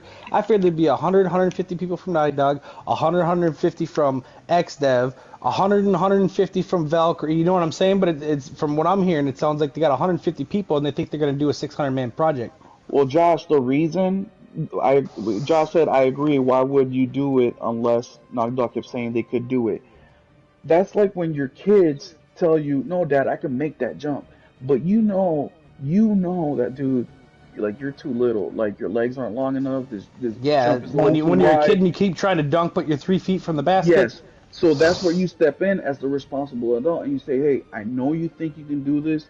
Let me explain to you reasons." Your kid argues back. That's when you pull out the dad card. Hey, You're I'm your four dad, foot and I six. refuse. Maybe when you get to 6'6". Exactly. I refuse for you to do this.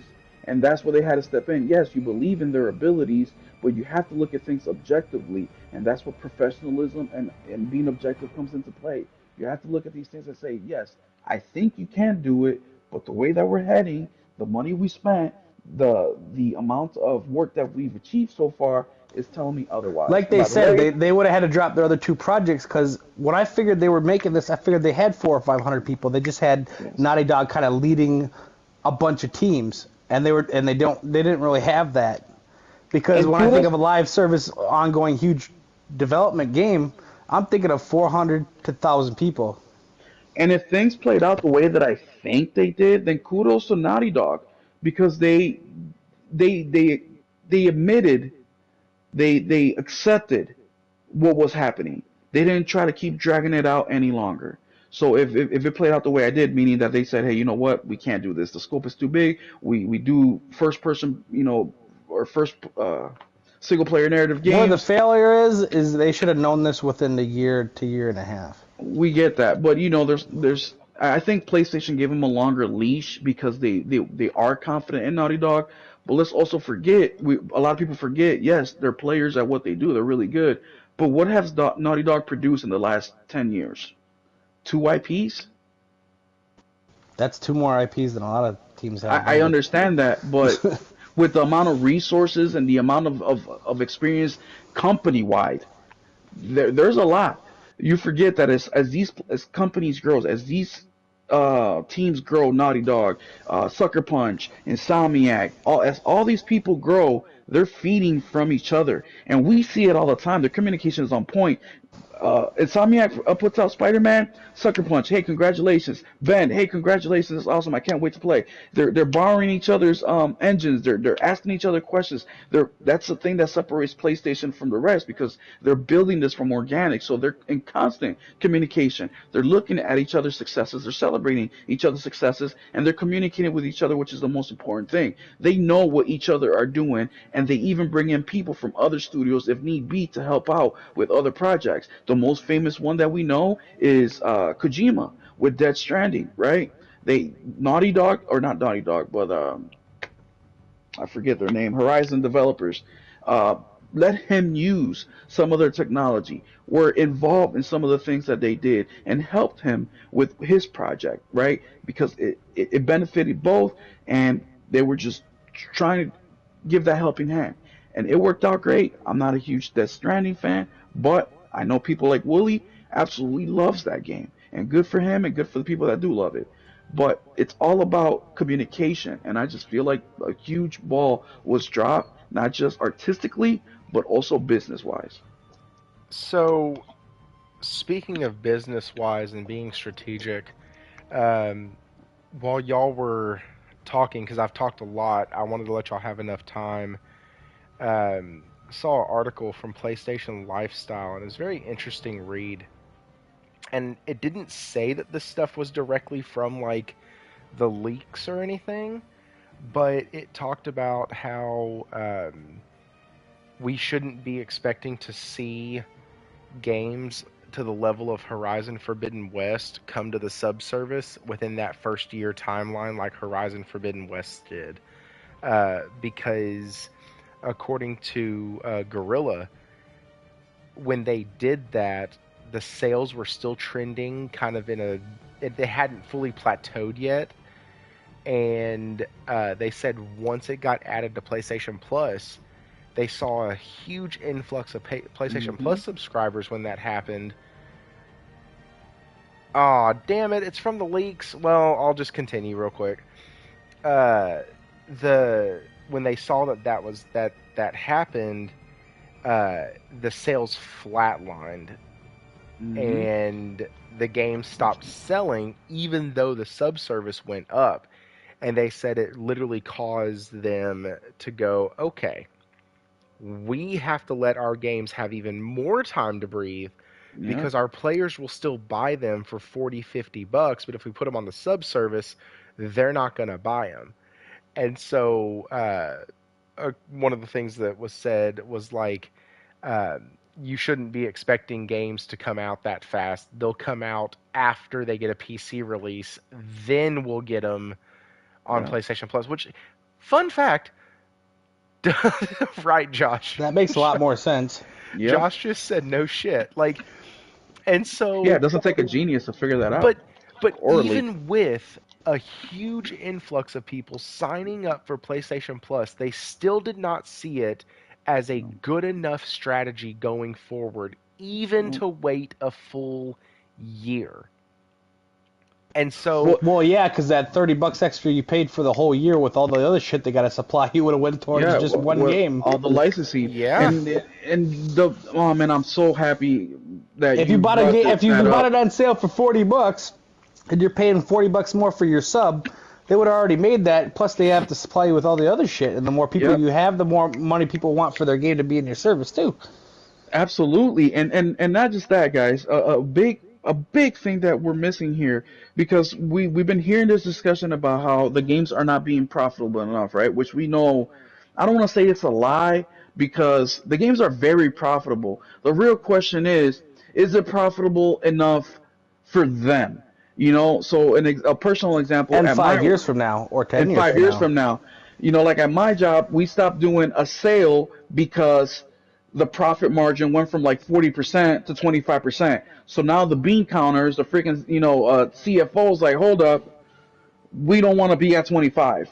We're still making 25% profit, but we don't want to be at 25. So now when we're talking about the gaming industry and they're saying, well, our cost was 200 million, but we really need to be at 400 million in order to be profitable. Guys, they do 201 million, they're already profitable, right?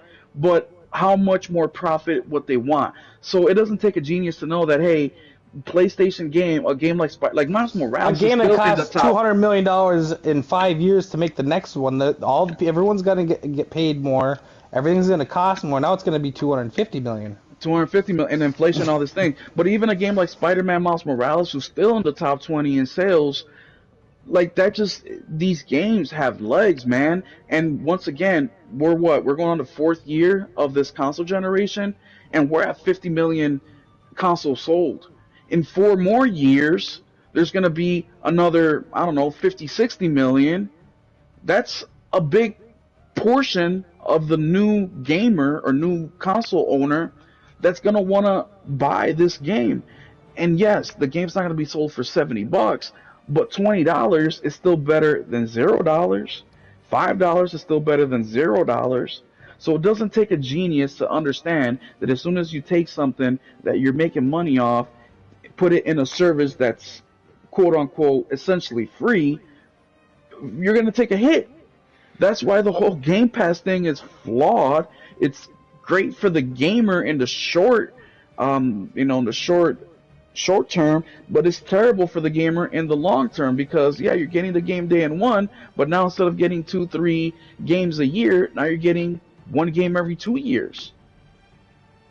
So, one of the things that I've always found interesting is that, everybody knows, everybody remembers, and they even did it on the PS4, where they had the greatest hits, right? And back in the day, those games were always $20. As soon as it got to the greatest hits label, it was a $20 game. And I used to love that because I would look for those games those PlayStation exclusives that I was really wanting to play, but couldn't afford 60, $70 a pop. And I would wait for them to get the red box, and then I would buy the red box. For me, it was just easier to call my mom, or I could get 3 games for my birthday instead of 1. Oh, dude, I used to love that. Oh, I Like, love dude, if that I did shit. something really good, I might be able to call my mom to a $20 game. A $50, $60 game, she's gonna tell me to fucking lick me where she shits, But That ain't happening. the freaking the PlayStation's games have legs. That was something somebody mentioned in the chat. PlayStation's video games have legs. Yeah, Horizon took like 3 or 4 years to hit 20, and I don't think it hit 10 in the first year. So It didn't. yeah, those other 10 million came from somewhere. They didn't just fucking magically They appear. came from all of us bastards buying it when it dropped from like $50 to $14.99 for the Frozen Wild edition. 10 And more sales at $30 a piece is another $300 million. bro, I'm telling you, and that's what Will was alluding to was you're gonna put this game out for $70. You're gonna get a pop of about 3 to 5 million because you're a PlayStation exclusive made by a well-known studio working on a good IP. Boom, you're done. Now you get the next holiday sale. You just doubled your install base this year too. Right. In 1 year. You get the next sale, and now you're gonna hit $40, $50 for the game. Let's say they take $20 off of it, $55 even. Maybe you'll get another million sales out of it. Maybe 500,000. But that's still better than throwing it into a damn subservice. I am so. And by the way, guys, this month the subservice is fucking stacked. PlayStation Plus Extra gave us some really cool shit. If you like Mega Man, if you like shooters, if you like Souls-likes, if you like RPGs, they gave us everything. Anything and everything. Yeah, GTA 5 is now on there. Which, granted, even somebody like Mega me Man who, 11 is probably the best 2D Mega Man game since Mega Man X 5, on dude, PS1. I tried to play that shit last night, and I kept getting my ass kicked, and I was like, dude, I forgot how hard Mega Man actually There's an is. easy mode on that one though. Oh, is there? Yes, you can go all Uh, the way down to like very easy. I just went straight through it. There's like six level or difficulty levels. I just kept hitting X to get to the thing. But those were games that I used to play, and so having those available in a subservice, that's super, super cool. I think it's really fun, and I think that PlayStation learned their lesson because everybody kind of flipped out and kind of raised an eyebrow. Not really flipped out, but raised an eyebrow. We're like, damn, we're getting Horizon already? That must not have sold well. No, it sold great. And then Sony used it for an experiment. It's- we're Yeah. we're gonna see how this worked. Oh shit, it didn't work. Okay, cool.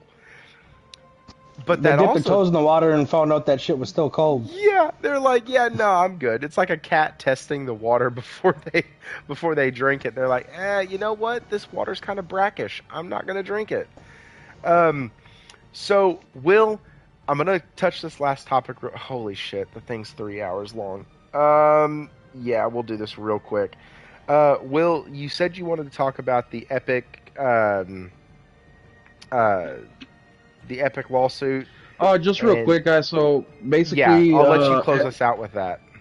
Epic was suing uh, Google because they said that Google had a monopoly on the App Store. They did the same lawsuit with Apple, but they lost that one. And essentially, what they're complaining about is that Google gets a 30% pay cut, or they get 30% of the profits of whatever people buy on Fortnite, and 30% of a shit ton of games. Well, it's a shit ton of money. That's why I'm saying that the profits in a video I love game these is accurate numbers. Shit ton. Keep going. a shit ton. Yes. Well, we all know Fortnite sells, a A lot. shit ton. Yeah. Billions. And that's why I'm saying that with the profitability in games, it's not that they're not making enough money, it's that they're divvying up the cut so many different directions that it feels like they're not making enough money. Now, there's pros and cons to this, right? The biggest con is for us because that gives us less options on purchasing games, right? Like right now, PlayStation has a big problem with being able to buy digital games only on the PlayStation Store. Where Xbox, you can buy digital games at GameStop, Best Buy, etc., right? And The nobody benefit, buys them. and well, nobody buys them. Well, they don't have anything good to sell. But PlayStation gets to keep a lot more of their money, hence they get to reinvest a lot more of that money, and hence we get some of the bangers that we get, right? So this lawsuit was very important, and Epic did win, got the ruling. Now this is just a small portion of it. This lawsuit is going to continue for many years, but essentially what they came down and said is that now Google has to give Epic a way where they can do in-game purchases without having to be basically through the App Store. Well, it's a big win for them, but of course, big tech being big tech, they switched it up now. They still got to pay the 30%, but now they're doing it through the in-app purchase instead of being through the Google Store where they take the cut. So I just want to bring that up because it talks about the whole physical. It brings up the option for us gamers as far as where we can purchase our games, and it also talks about the big conversation that's been happening the last few months as far as how much money is enough money profit wise for these games that are being sold. So that's all I wanted to bring up, and as I know more information, I'll talk about it here. But it's something to think about, guys, because as time goes on, our options are either going to dwindle or they're going to expand.